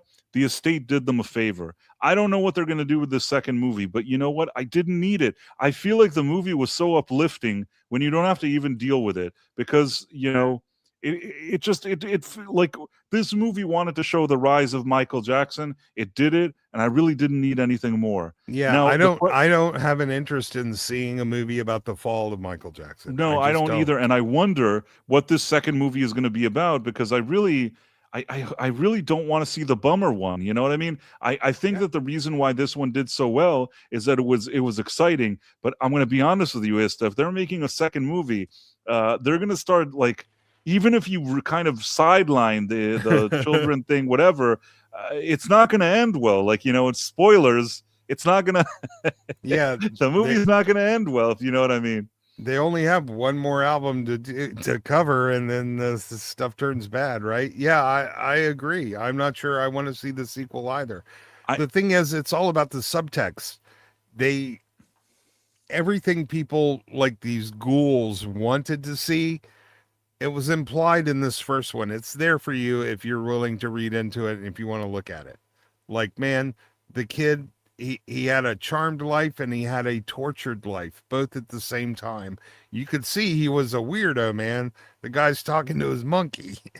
And you could see what happened when he finally separated from his family and was no longer around the people who ultimately would have protected him, and he was around people who just wanted to use him. He's lucky he had that bodyguard for Bill, I think Bill. Well, let's look at a few of these things. This is from let's see. I guess this is Lionsgate or whoever says we do have a number of sequences, particularly some big musical sequences that were shot previously that are almost sure to be incorporated, but we are mostly focused right now on how to make sure we can deliver at the right price the biggest, best sequel. That is what the audience is going to want and deserve after the experience we gave them the first time. So we're not ready to give guidance on the budget yet, but we certainly will be able to take advantage of some stuff that we previously shot, as I had said before. Yeah, Bill Bray is the name of his bodyguard. So. Yes. Boomer. And now, you know, they're mentioning that because of this this estate that told them drop that whole thing that you put in there. And apparently, in order for this to work, they had to add to the movie's budget $50 million. And the estate covered it. The estate said, don't do this. Whatever it is that you're doing here, don't do it. Here's $50 million. Shoot whatever you have to shoot and make this movie uplifting and don't do whatever shit. Because I think that initially the movie was supposed to end with the police arresting him. Imagine this movie. We're watching the movie and suddenly the police. It's like the shittiest ending ever. Honestly, I don't know why they needed the $50 million or the estate to explain this to them. They just sat Yeah. and watched this movie, and at the end, like after the whole thing, the police come and like take him away. Listen, and the credits roll, and everybody thought this was good. If I was the estate, I would watch this. I'm like, Yeah. what the fuck are you doing? Like, this is a multi-billion-dollar business. What the fuck are you doing? yeah, the movie ends with him finally breaking free from his dad, and that's triumphant. I don't care what happened after and how you look at it. The movie It's ends funny that on the a original genuine thing, he triumph. walks out, like there's probably like an additional scene. He walks out, he's like, him and Bunch Bill of Bray walk cops. out of the thing, and the police are waiting. Different It's kind like- of flashing lights than we're used to. It's like the Ryan Johnson ending. They like there's like the car with the the siren, whatever. And they throw him in back and take him away. It would be so like it's funny. I wouldn't want it to end that way, but how wild would it be if that's how it ended?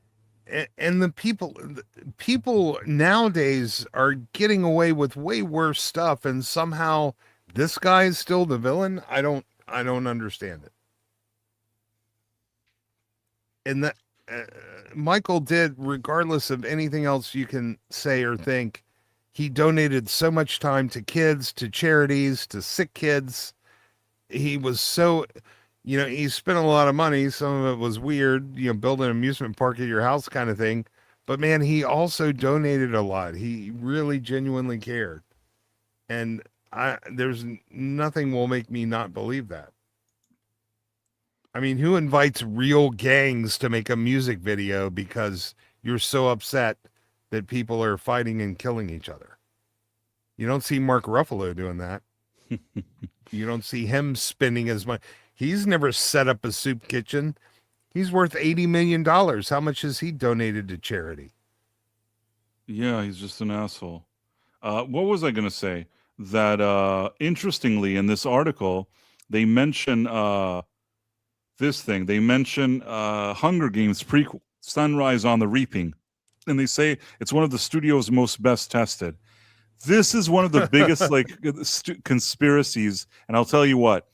The Hunger Games had a prequel with Rachel Zegler, and if that movie would have made money, they would have made another movie with Rachel Zegler. It ends on something of a cliffhanger, setting up that like you see another movie with Rachel Zegler.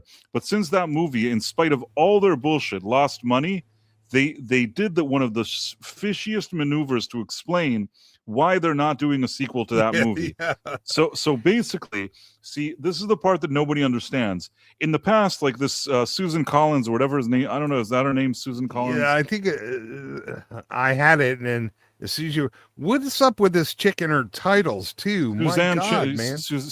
Suzanne Collins. Okay, Yeah. so basically, this Suzanne Collins lady that she, she's the creator of this franchise.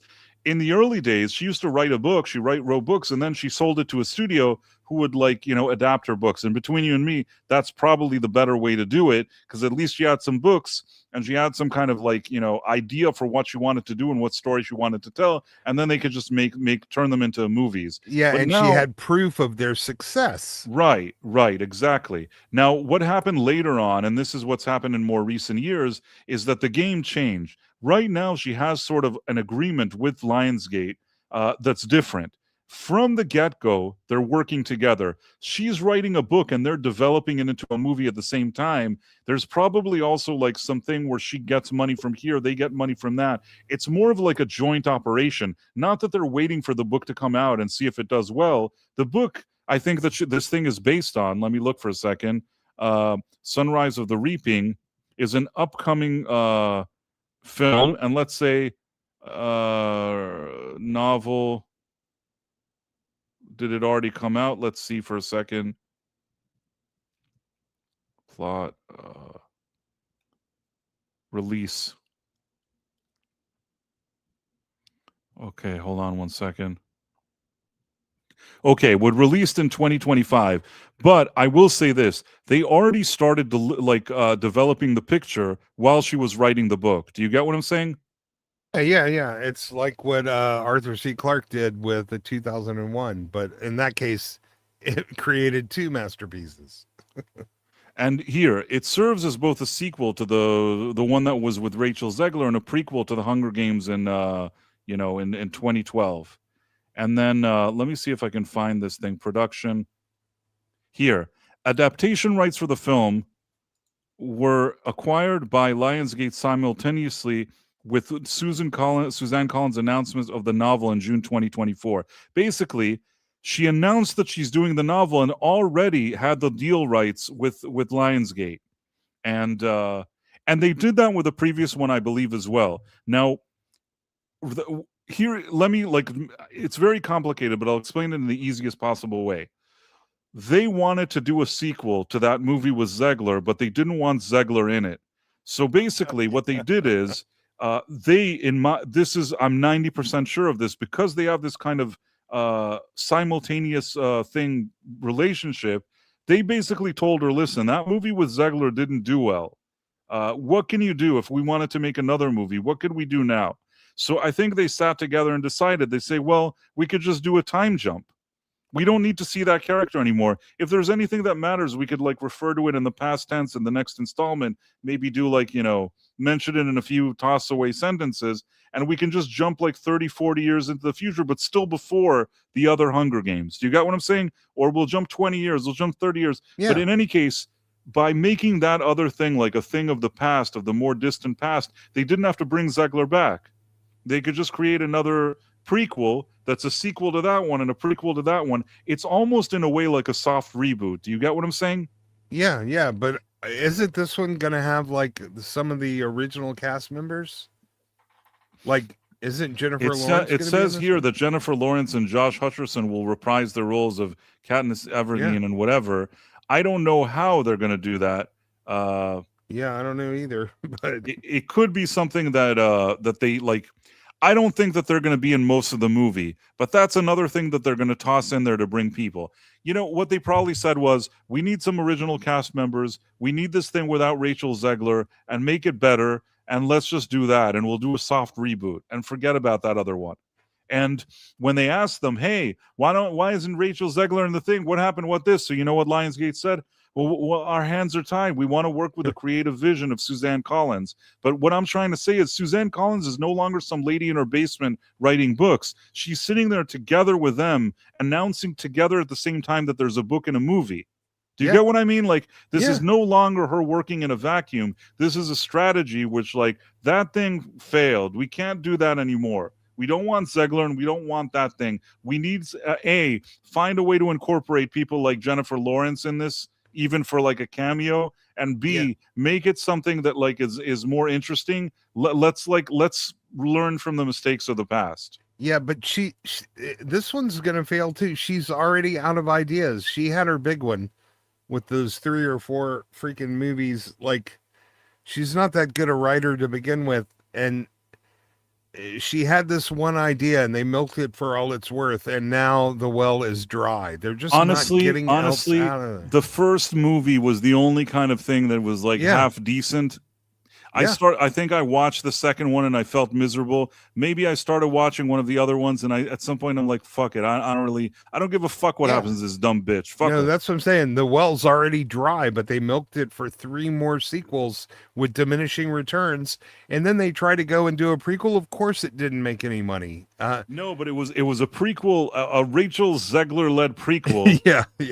Big mistake. And and the thing is, I saw that movie and Rachel Zegler didn't do anything special in it. I don't see Rachel Zegler as the type of star to carry any kind of franchise. I could be wrong. Maybe one day they'll find something for her. But for me, I don't see her as a type of star that carries a franchise. She certainly didn't carry that movie. I didn't feel she was great in that movie at all. The only thing that Rachel Zegler admittedly could do, and again, it's not my cup of tea, because you could tell her energy is kind of shitty in my opinion, but and you can feel that in her voice, but technically she knows how to sing. So even in that song of Birds and Fire, or whatever the fuck that was called, they're just every 5 minutes she's holding a guitar and singing to herself and all this shit.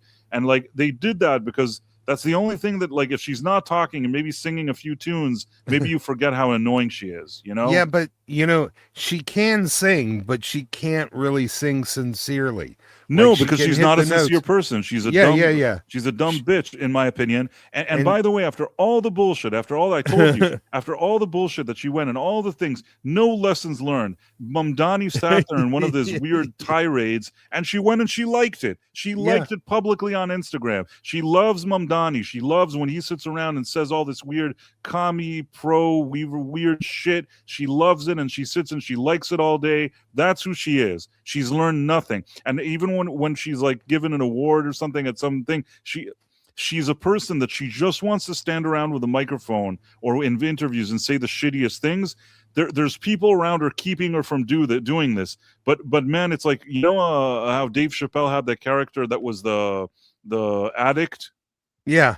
That's like her. She just wants to tell these newspapers what she thinks. She just wants to go and like speak her mind and say all the weird shit that she likes.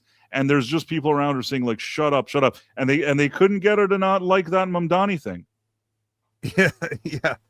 Yeah. Here's the thing. I mean, she grew up a theater kid. She belongs on the stage. Even so, I wouldn't like her. But the way her voice, she doesn't really have dynamics. All she can do is belt. So let her belt on the stage and keep her out of films. I think I know how to explain this in the best possible way. Basically, what happens is that there's two things that a singer has. One, they have like technical, what they can do with their voice, how high they can hit the notes, what they can do, are they precise, are they in tune? And the other thing is, it's like this kind of soul, personal character or something like that. Now, a lot of times that extra thing, it's something that you bring from yourself. It's something unique that it's inside you, like, and you're bringing it out. That sounded kind of weird, like Veronica Avlov, but in any case, it's something unique that like is coming from you or whatever. That also sounds bad. I don't know how to make this sound good. In any case, it's something unique about your personality, and energy and vibe that come. You know what I'm trying to say. Yeah, but there are multiple parts to technical ability too. Some people can only sing loud. Some people can only sing quietly, and they can't sing in between. Some people have a wonderful dynamic range.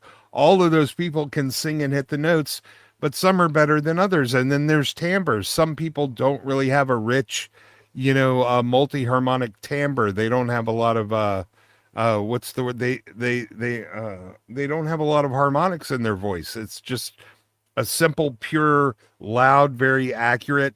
Other people have these rich, layered overtones in their voices, but maybe they can't sing so high. She's a belter. She can belt it out, but she's not that good at singing quietly.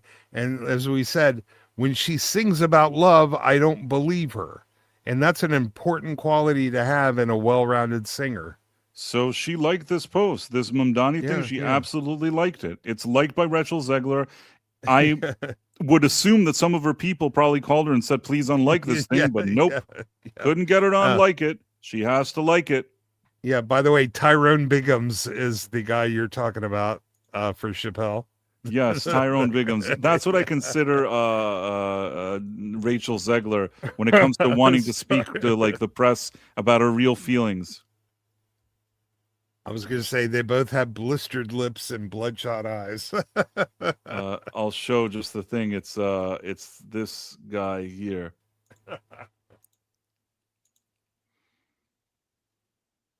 So if you remember. Remember, I was that guy. Are you kidding? I forgot. But yeah. Big Sir River says she ain't Barbara Streisand or Aretha Franklin. Yeah. Nope, she's not either of those people. She's just like, she can sing the notes. I'm not saying she doesn't have the capability of singing. She has a very unlikable vibe. An especially unlikable vibe. I think this kind her of voice is condescending. unlikable too. What'd you say? Her voice is unlikable as well. It's loud and it hits the notes, but I don't like the timbre of it. Nor Janis Joplin or Linda Ronstadt. Nor is she Whitney Houston either, which I thought had a fantastic voice. Yeah, if we're gonna do a stream about singers that are better than her, we can go on for hours. We can go on for hours. I will say this. Now I forgot what I wanted to say. Man, it was on it was important. It wasn't It'll come important. up. We'll say like Tyrone Biggums, my favorite crackhead. As we'll just ramble it and it'll come back to you. It'll come back. You said she has. Oh, the okay. voice. I wanted to say one thing because I think you were saying that when you were growing up, like Michael, or whatever years that Michael Jackson came out, you were more into rock and roll. Let me tell you something. I've always been very much a rock and roll guy myself. I played guitar from a young age, and I listened to Beatles from a very young age and things like that. But Michael Jackson, I thought, like, and especially when you look at Thriller, Off the Wall and Thriller, these were albums that were produced very well by Quincy Jones. And and I'm not taking away from Michael Jackson whatever he did there. His biggest songs are songs that he wrote.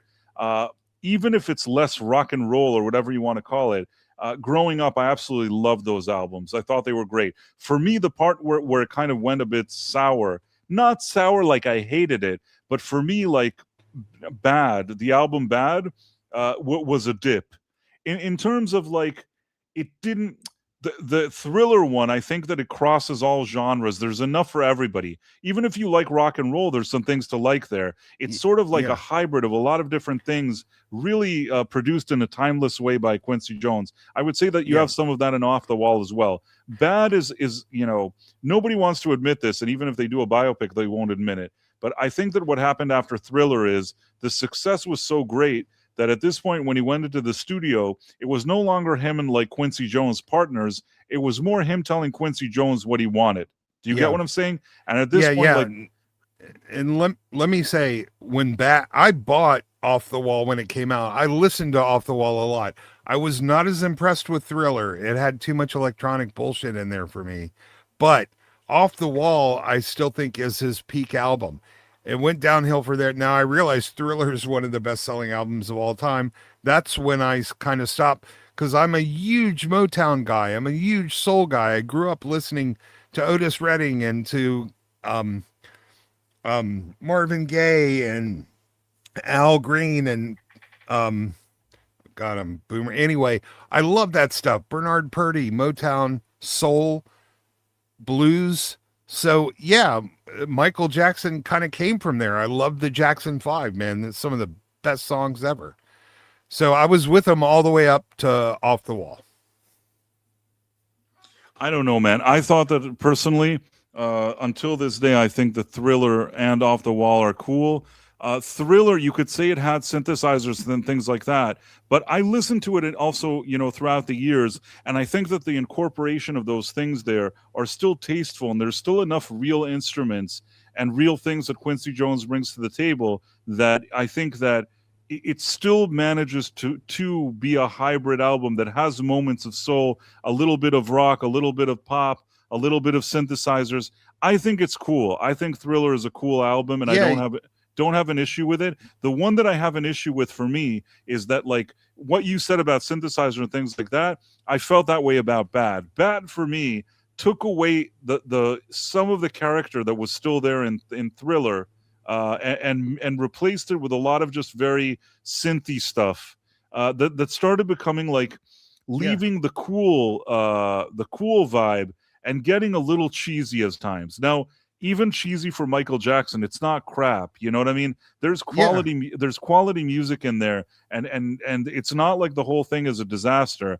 But for me, it's not like you have the big leagues, which for me it's Off the Wall. Of course, Jackson 5 love what they did there, but I'm looking at a solo career. The big leagues is Off the Wall and Thriller for me. I mean, it's fine. I respect that you only like Off the Wall. No. I like Thriller much more now, but I'm saying when they came out, when I was a younger guy that you couldn't tell anything to, I was too good for Thriller. But now I love that album. I'm saying at the time, though, oh, okay, it's still too much. And Curtis Mayfield was the other guy I boomered on. I can't believe I can't remember. Well, I will say this. For me, the big league is like Off the Wall and Thriller. And until this day, we also have the thing that so much time has passed. And when you put those albums on, if you and I sat together now, we're hanging out, and you put on Off the Wall, I'll be like, cool. You put on Thriller, I'll be like, cool. You put on Bad, I'm like, no, thanks.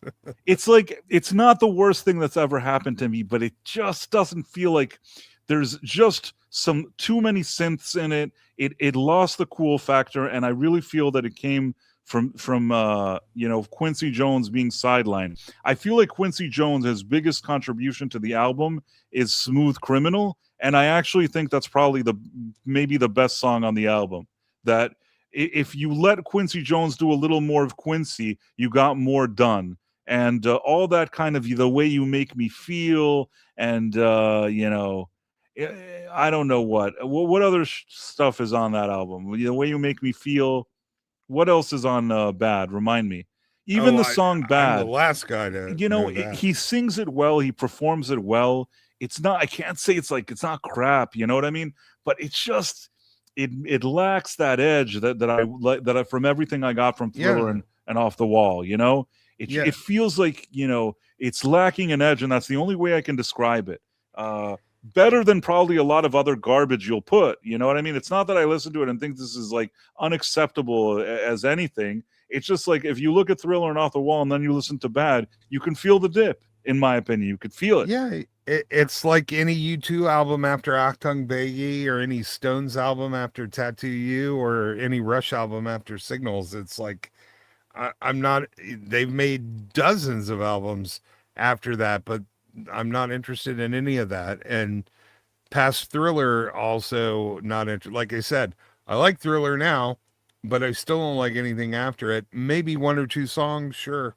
But Piku says Thriller was too gimmicky a song for my taste. Probably wouldn't have made much impact without the video. First of all, video was spectacular. But I will say that even when I listened today to something like Thriller, it was in a way some of the electronic elements of it and ideas were almost ahead of its time, and the slick production of Quincy Jones along with those kind of elements, and almost like a bit there's a few, as you move forward in the song, you start feeling like you're almost listening to this kind of electronic music that you could have heard 10 or 20 years later.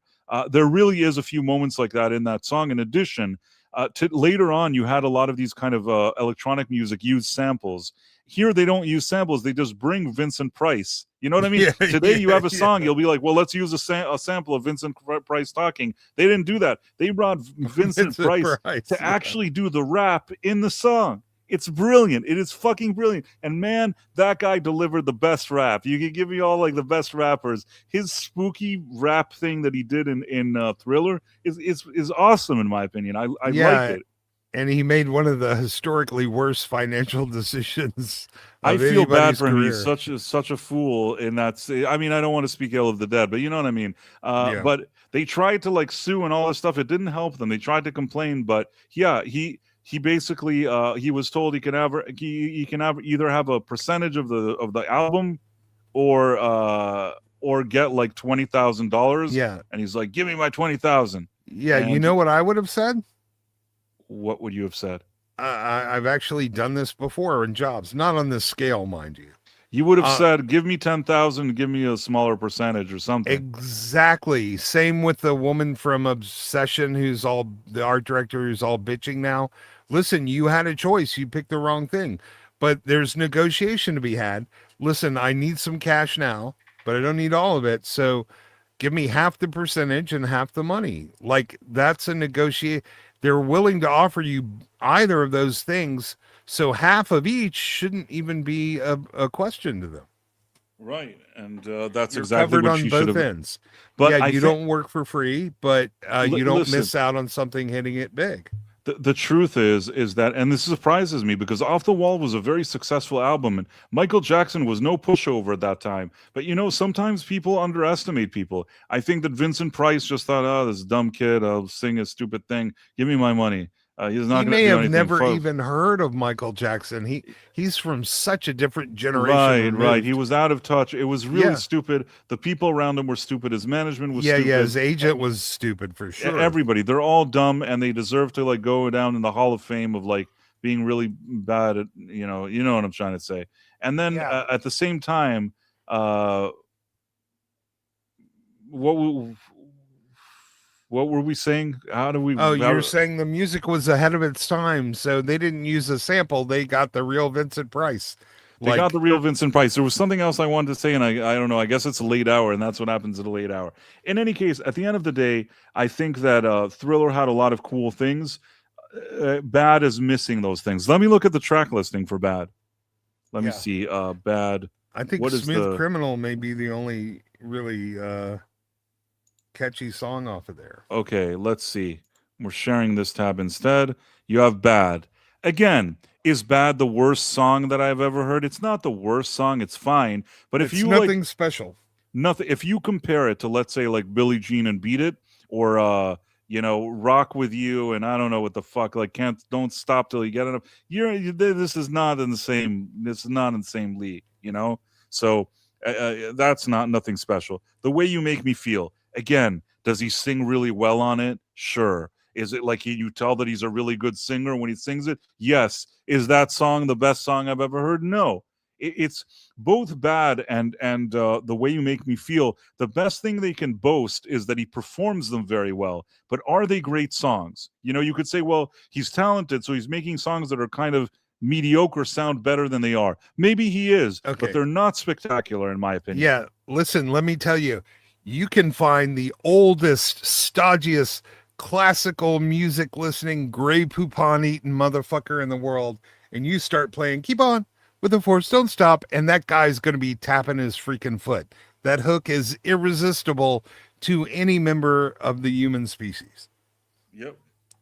And then I agree. And then I mean the Don't Stop Till You Get Enough is like you can't not like that song. Pretty much. It's irresistible. It's a timeless classic. Do you have any Grey Poupons and some Michael Jackson? Exactly. Speed Demon. I think I'm trying to even remember that one. I'm blocked. What is Speed Demon? Remind me. I'm the wrong guy to have this conversation. Fuck it, I don't know. Sorry, Sean. I dropped out before Liberian Girl. I remember that one. He had a cool video that he invited all these who's and who's to it, but the song itself didn't really do much for me. It's for me. I know some people like it. It's kind of forgettable for me. It doesn't rank up on his high on his songs. Just Good Friends duet with Stevie Wonder. I really like Stevie Wonder, but I think that this duet doesn't really do anything special for some reason. But back then, everybody had to have a duet with Stevie Nicks. Stevie Wonder, I think that Stevie Wonder is a brilliant genius. I have so much respect musically for Stevie Wonder. I think the man is an absolute genius. Specifically, this song somehow doesn't connect in a way that you'd think that these two geniuses working together would do. It doesn't really do much. It is what it is. Yeah. I not only do I have every single one of Stevie Wonder's albums, he is one of my favorite musicians of all time. Agree 100%. He's one of my favorite drummers of all time, and people don't even know that he played drums. He plays like everything. He's the guy is a brilliant genius. I can only say great things about Stevie Wonder as a musician, and and again, it's very rare that I'll say that this song is somehow forgettable. But honestly, almost anything else that Stevie Wonder has ever been involved in has been nothing short of brilliant. Listen to Superstition and listen to the drums and tell me that guy isn't beyond. Yeah, no, great. I know he drums on Superstition. He's I'm talking to the chat, not you. Oh, okay. Sorry. He plays he does the clavinova. He does all that shit. He's fucking brilliant. And he sings, and his singing is just another this man, what he could do with his voice. I mean, now he's older, but you know what I'm trying to say. Yeah. And 80 was the time. The 80s when you did a duet with somebody named Stevie Wonder, Stevie Nicks. You had to get it in there. You had to get it in there. Another part of me, I'm trying to remember. Again, I haven't heard this album in a while. It sounds familiar, but I don't really remember it now. I can't think of it in my head. Man in the Mirror. Listen, Man in the Mirror, there's people that are really excited. It's the best thing that ever happened.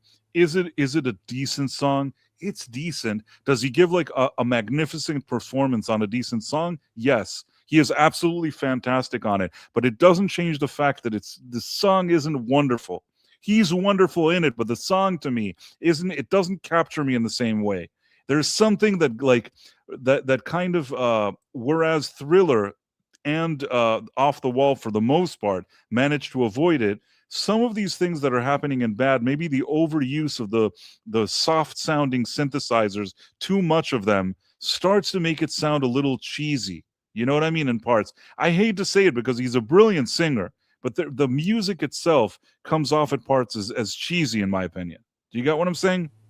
Yeah. Man in the Mirror, there's something cheesy about it, even if he gives a fantastic vocal performance on it. And there's other things. I could say that about The Way You Make Me Feel, say that about Bad. And again, you know, I still think that these songs are not in the same league. I Just Can't Stop Loving You. That's another one. That's very cheesy. I just can't stop loving you. Yeah, Dirty Tell me Diana. to stop, and we'll never stop. Whatever do. I just can't stop loving you. It's like, it's too much, man. You know what I mean? Like, this is the guy that did like Beat It and Billie Jean. This is too. I understand that he was sensitive and shit, but it's too sensitive. And again, this is better than a lot of albums. I can show you a lot of albums. This is better than that. And he's brilliant the way he sings. Yeah, like these songs. every Taylor Swift album. Right, but I have to be like I have to be like honest and say that this is not on the same. All right, we're getting there. Dun, dun, dun, dun, Tim dun, Hayes says, "Well, that sounds so hurry, Price." Well, thank you. It's already said. Price has Smooth such Criminal. great It's the only song that I that made an impression. I'm waiting for you to get to it so I can go. Yeah. Dun, Okay. dun, So I dun, just dun, can't dun, stop dun, loving you. dun, dun. Dirty Diana was kind of okay. Like, it had a little bit of something that I didn't hate. That it was a little edgier. If I had to like put Dirty Diana versus like I Just Can't Loving You and Stop Loving You and the way you make me feel and whatever, Dirty Diana at least has a little bit of edge. Maybe because he was singing about Diana. Maybe there's something a little bit of edgy there. Maybe even like a guitar. It has like a riff. Da da da da da da da da. Yeah, but something. Right? I couldn't buy the song. It's about a groupie, and we know that he doesn't hang with groupies, man. Perhaps. I couldn't buy it. That's fair enough, but I think that if I just objectively look at it, it's one of the better songs on the album because at least it has something to offer. Fair enough. Even if it has issues, it's pretty decent. So for me, until now, out of all the songs, I think Dirty Diana is the one that I feel like the best about. Then we have like Smooth Criminal, which I think that's the best song of the album. Yeah. And That's the one that Quincy Jones, in my opinion, had the most input and made like the most out of it. And yeah, that song is one that like I dare say could have been maybe in the league of like Thriller. But you have one song like this on the entire album. The other one, Leave Me Alone, it's not. I don't know why it's a bonus track because it's actually one of the better songs on the album. I would say that like Dirty Diana, Smooth Criminal, Leave Me Alone are probably amongst the best this album has to offer, where Smooth Criminal by far is the best. Dirty Diana has an interesting guitar riff that at least somebody tried to do something interesting there. And I think maybe even like a guitar solo. I think like Dirty Diana even has maybe like a cool guitar solo in it, which I enjoy if somebody already throws it in there. Who plays on Dirty Diana? Do you know? They probably brought some guitar player. Who plays there? I will check. Is it like Steve Stevens? Who plays on that? I'm trying to think who. I don't know. Maybe I'm wrong. Okay, Did I want to? No. Like I don't know. It's Steve Stevens is the guitarist for sure. Still produced by Quincy Jones. Yes, he is. Fuck.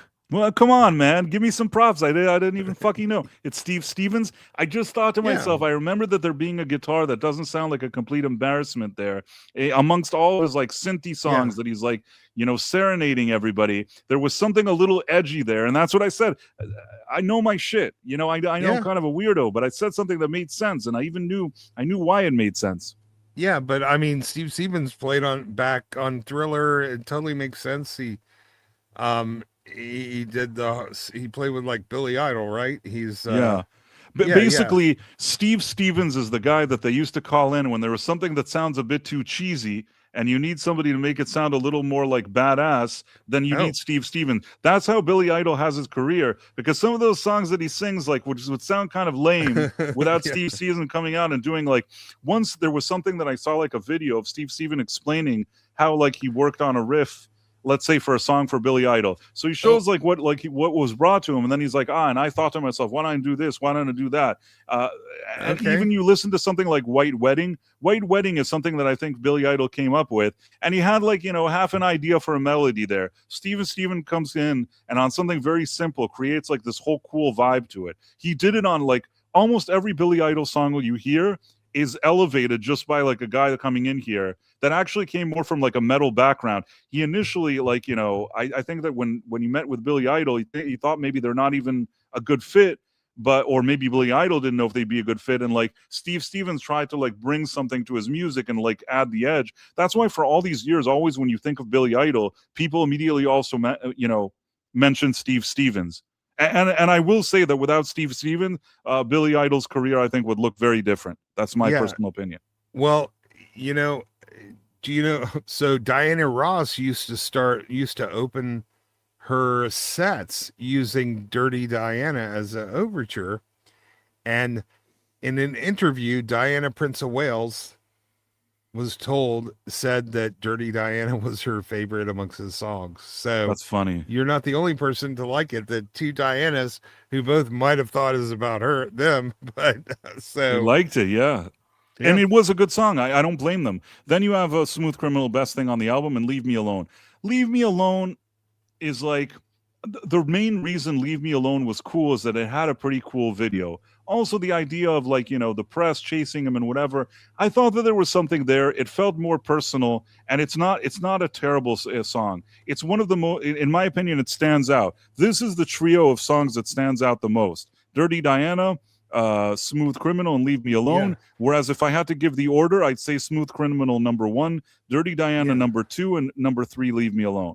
Yeah, and you know why? It was a bonus track because they couldn't fit it on the album, but they had room on a CD. That's why. Right. They had room on the CD and they had room on the cassette, but they couldn't add it on the album. Right. Things like that happened back in the day. It's like for me, I once had something else. When I was a kid, I had a cassette of Beatles' Revolver, but there were a few songs that they weren't on the album. And only years later, when I got like a CD or something, suddenly there's other songs. I'm like, fuck, where were these songs? I think one was like Dr. Robert. I think Dr. Robert was not on the cassette. Well, they could have fit it on there. That's weird. You think that they could have. I have no idea why they didn't. I have no explanation as to why my cassette of Revolver did not have Dr. Robert, but it didn't have it. That's all I know. And let me see for a second. Now I'm curious. Why did cassette... Yeah, on an LP, you're limited to 40 to 44 cassette minutes of Beatles Revolver not have the song Dr. Robert? Let's see if this is even true or if I'm crazy. It's probably true. The North American cassette version of Revolver did not include Dr. Robert. Yeah, that happened a lot with Beatles albums too. The US version was different than the UK version. Early on they had different names, and I didn't even realize, along with I'm Only Sleeping and Your Birds Can Sing, it's been so many years since I actually listened to that cassette that I didn't realize Capitol Records had already used those 3 songs on the US only compilation album Yesterday and Today, released just 2 months earlier in June 1966. This was a standard practice by Capitol Records at the time to shorten albums to 11 tracks to create more albums rather than the 14 tracks on the original UK Parlophone release. 11 songs versus 14. That I guess explains it. All I know is that I had a cassette and it didn't have Dr. Robert, and now apparently I'm learning that he didn't have And Your Bird and I'm Only Sleeping. Interesting. And on a standard 12-inch vinyl LP, you could only get 40 to 44 music on both sides. Now, you could fit longer on it, but it would mean thinner grooves and less fidelity. So they rarely tried to cram more than 40 minutes on an album. But a CD will hold 87 minutes, and a cassette can hold 90. Tomahawk 511 says Ista should go into politics. We'll vote for you, Ista. Why? What did I say that's special? I don't know, but let's see. What did you say that was special? I don't know. Listen, I got a face for radio and a voice for newspapers, so I don't really see a future in politics, but hey, thanks. We do appreciate it and appreciate the comments. You have a vote of confidence from the people. I will say that if I went to like a ballot or something and it was like Gavin Newsom or Ista, I'm voting for Ista. I know that he'll probably like sit around and like eat Cheetos and talk to ladies, and I probably won't do anything beyond that. But that's probably still better than like Gavin Newsom. Oh, I like what RMT said. I can't vote for you. I'm not American. Oh, wait, I probably can mail in it. I can mail it in. Can mail it in for sure. No yeah. kidding. Yeah, since when did not being American matter to voting here? Oh, there's one final thing that now I remember that I did want to bring up, and this is kind of interesting, and this will be our final item, is that Gareth Edwards, the guy that directed the previous installment of what's his face, Jurassic World, he's not returning to direct. He basically is not returning to direct the new movie. Ah. Uh, His choice or the studios? Or does let's it see. say... Like, I feel like it's something strange. Will not be returning for the sequel. Insiders say the decision was made due to creative differences, and Edwards will now focus on other original projects he's developing. The studio is opening up the search for a new director. The studio released a statement Thursday saying, "We had an incredible experience working with Gareth on Jurassic World Rebirth. Scarlett Johansson, Jonathan Bailey, and Mahershala Ali are expected to return for the next pick, with hope to shoot in 2027. David Cupp penned the most recent draft of the script. The Jurassic franchise has always evolved with different filmmakers and cast over the years. There have been just 5 core groups of blah, blah, blah, blah, blah, blah, blah. Nothing of substance. Let me see what the comments are. I wonder what people are saying. Listen, Gareth Edwards can make a film. He just shouldn't write them. I don't know if he wrote the previous one, but I don't think he did. I think it's like they let those David Cupp guys or whatever do it. Yeah. But, no, I'm saying, but he wrote The Creator, and it was a beautiful film made really cheaply and on time and under budget, but the story just wasn't there. Story wasn't strong enough. Yeah, I mean, the thing is that, like, I think that Gareth Edwards, his strength is incorporating VFX into his filming. He has an eye. He knows how to do that. He's not very good with like directing the actors and getting great performances. He's not really like emotionally connected. He's more of like the visuals expert guy, which he does very well. Yeah, he's better than Nolan at that, though. Now, I don't know what it is that they argued with him about, or why, like, you know, they distanced themselves from the production. But I will say that, you know, it's not that I thought that he did something in that last movie that was like irreplaceable. But if I were Spielberg and Frank Marshall, who still have some decision-making, you know, producers possibilities on these movies, I would make sure that the screenplay isn't shit. Why do they keep giving David Cupp? David Cupp, with all due respect, is already like, you know, I don't want to say over the hill or all this stuff, but that's not who you get now to write a screenplay for your movie. You need something a little fresh. That last Jurassic World movie felt the opposite of fresh. The one before it was worse, though. Yeah, I mean, I guess. Don't get me wrong. I enjoyed it for what it was, a dumb, silly popcorn movie that has dinosaurs. And as that, I mildly enjoyed it. I didn't sit there saying like, oh, I hate it. I knew walking into it that it would be dumb. It was about as dumb as I thought it would be. There were some dinosaurs. I don't mind dinosaurs. I ate my popcorn, watched the dinosaurs, and went home. It was not a great movie. It wasn't even like a good movie. It was like an okay, silly, dumb, fun popcorn movie, from what I recall. So I guess what I'm saying is that if they want to continue to do that, they can, and people will probably go see it. But there is some kind of diminishing return here. You know, they have to create a movie that has some heart in it, that has some interesting things going on, that people will connect beyond like, oh, there's a dinosaur on screen. You need a little more than that. And the question is if they can pull it off or not. I don't think their problem was Gareth Edwards. I think I think he's replaceable. I don't think he was their problem. Cupp's their problem. But that's my opinion. But understand, creative differences can be as simple as I want $20 million and the studio doesn't want to pay him $20 million. That is also a creative difference. So, Trev Tunart says David Cupp peaked with the first Jurassic Park. I agree. And I think that now we've covered most of the important stories. The the final thing, because there was casting for X-Men. I'll just say that I think that they did some kind of casting for MCU. So Yeah, Samara Weaving for Emma Frost wasn't a bad cast, but they're going to cover her up from ankle to neck, and you're not going to get the Emma Frost that you want to get. no, I'm sure we're not going to get that, but I mean, at least it's like she doesn't look bad. That's, I guess, Yeah. a step in the right direction. So Yeah, she won't let's look look that at good in the film, but Sadie at Sink least, as Jean Grey. We already know. Then yeah, we I'm have not Kit impressed. Connor as Scott Summers Cyclops. It's fine. I mean, it's all right. As Erwin and Badger pointed out earlier, I was on a stream with them. The only thing he's known for is that in Agatha All Along, he played a young man who's fond of dudes. Yeah. So that's his like claim to fame until now. I don't know. Samara Weaving as Emma Frost. I mean, yeah. she's fine. I don't dislike yeah, her. expect we're going to get plenty of young men fond of dudes in the X-Men. Probably. That's it. That's all they have. They made like everything we know so far, and it was like 3 people. But yeah, okay, that's what they have. Listen, at least like it on the surface, it's not that these actors seem like a disaster.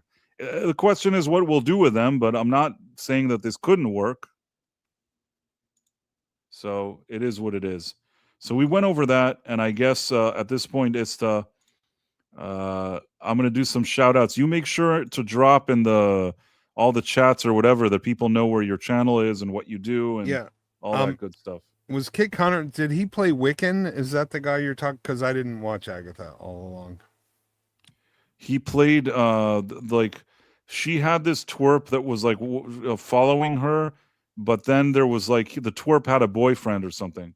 Okay, so it wasn't Wanda Maximoff's son. She has her imaginary kids in this MCU were, Speed and Wiccan were her. Okay, I'm just curious. I don't even remember. It could have been Wiccan. It could have been Wiccan. I don't know. Okay. Maybe it was Wiccan. Maybe it was Wiccan. Yeah. It could have been Wiccan. You can Google it. Maybe he played that, and then he was into the guy that the warlock that was hanging out with Agatha. I don't know. It's all a bunch of nonsense. But yeah, I think he was. You weren't going to pay me enough to ever review or watch Agatha All Along. I think I watched it. I suffered through it. I don't even think that I really wanted to watch it, but maybe I was on some streams where we were discussing it, and I forced myself to watch it, and I genuinely suffered watching Agatha All Along. It was a terrible show. But I want to do some shout-outs as you drop your link to your channel. And you should check out whatever Aristophobos is doing. He had a really good launch for his YouTube channel. He's making videos and stuff, and you should check it out. So he's going to drop a link in the chat. And then I want to thank Professor R2, who was here, and he also actually helped me compile at least some of the people on Rumble that are active in the chat. Darren Mai, Joe Higachi, Angelo DD, Deeple 101, God Bless 5697, Phantom Monk, Born to Be Down, Folsom Lockdown, Kivo 1961, Red Sixer Fan Music, Kira D, Sly Vaz, Walter's Dog Mom, The Common Nerd, it was cool, NC Native 5, Low Spec Linux Gaming, The Tempest Kingdom. And on YouTube, it's hard for me to do this because the professor didn't leave me a list. Usually I do it, and unfortunately today I'm kind of going to be a bum. I'll try to find some people. I mean, we had Tomahawk 511, Fishbulb, Tim Hayes, Trev Tunart, Darren M here as well, Ejecta Curtin, B3120, RMT38, Big Sur River, Jason Webster, Tim Hayes, I already said. Let's see, Argentum, and Queen Glamazana 8789, Angry Sparrow 1, Douglas Nutt, Uh, if I miss somebody, I'm really sorry. Trebtune Art, I think I said Marla Sharondoff, Stephen Mack, Tomahawk 511, Marks 47, and then Tim Hayes was here. yep, Kira Runte 1046, Carientis. Okay. Runte. I don't know how I'm supposed to Close say enough. I did the best I could. You know, you reminded me though. My last video was the Expanse. I was very concerned to make sure I got all the actors' pronunciations from that show.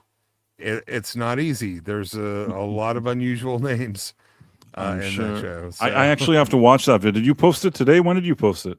I posted it yesterday. Oh. It's doing okay. It hadn't taken off like my others, but I'm going to watch it. Also, just so you know, sometimes you have situations where you do a video and initially maybe like, you know, it won't do much, but then suddenly something happens and it does do. Like I've had movies that I reviewed that initially like nobody watched. I think I even on this channel on The Price of Reason Live, I went to see the movie what was it called? Fackham Hall. I went to like kind of an early screening and I put up the review, and initially I think like in the first few days I had so few people watching that review, and even for a while I didn't have a lot of people, and then one day I looked like much later and suddenly I had people watching it, and I don't know why. It's strange the way the algorithm works. So sometimes, you know, it's an unexpected adventure, but yeah. If people are looking for something expansive, that they'll probably run into your video. Yeah, I took extensive notes and rewatched the whole show, and I'm very proud of this one. So I don't really, regardless of how it does, you know, I'm very. It was sort of one of what Melvin suggested that I go real minimal with the visuals and just focus on the essay. So I kind of did that here. We'll see. It's more of a podcast than a video, but check it out. Listen, it's fine. Also, like, you know, you have to do stuff that you're passionate about. You know, like you said, sometimes maybe you'll have a video that more people like, you know, connect, and maybe some people less. But I will tell you this. For a long time, I did that kind of review of Quantum Leap Reboot, which people weren't watching. But there were like you know, some like hardcore Quantum Leap fans like myself that were watching my reviews, and from those videos that I made that like were not my most viewed videos, but the people that watched those videos that were there like waiting for that thing every week, quality people. Do you get what I'm saying? A lot of them later, when like I started this channel and I said I'm going to do stuff here live, a lot of them came from those reviews here and said, oh, like we like those reviews, we'll come to this thing. So sometimes if you can build like, you know, a very kind of tight community around something you're very passionate about, and that community is very quality. That's, I guess, what I'm trying to say. So yeah, being passionate and bringing people on board with your passion towards stuff is not a bad thing. Yeah, all my videos feel pretty passionate about. I did one on what I think the problems in Hollywood are. I did 2 Superman videos and one about sort of what's happening to heroes. So yeah, I don't have any filler in there. Everything in here I'm very proud of, and you know, I'll keep chugging away. We'll see how it goes. Well, it's either that or run for president, according to the chat. So what I know. I think you should run for president. I'm trying to think for a second. Do I don't know now, because of everything that happened, if we're capable of forwarding. If we can do a raid. Phantom Monk, can you raid somebody that's like not offensive? Well, remember, we're not on Rumble. I don't know. Does that matter? No, I think that we can go into the Rumble thing. I think Phantom Monk can put in a raid and send this to somewhere else. Phantom Monk, can you hear me? Like, do raid anything, just some nonsense vanilla thing or something that doesn't look offensive. Yeah, we still have 61 people watching. I thought it went down but it picked back up at 3 a.m. Yeah, it picked back up. I don't see Phantom Monk anymore. I feel like you ran away. But yep. Phantom Monk, are you there? I'm gonna have to learn how to do that. Whoa, 'cause I have no Crashy. clue yet. Crashy, what does that mean? I don't know what that means. Oh, I'm Tom's up. Tom just joined the chat. Raids out, yeah. What do you mean raids out? We can't raid?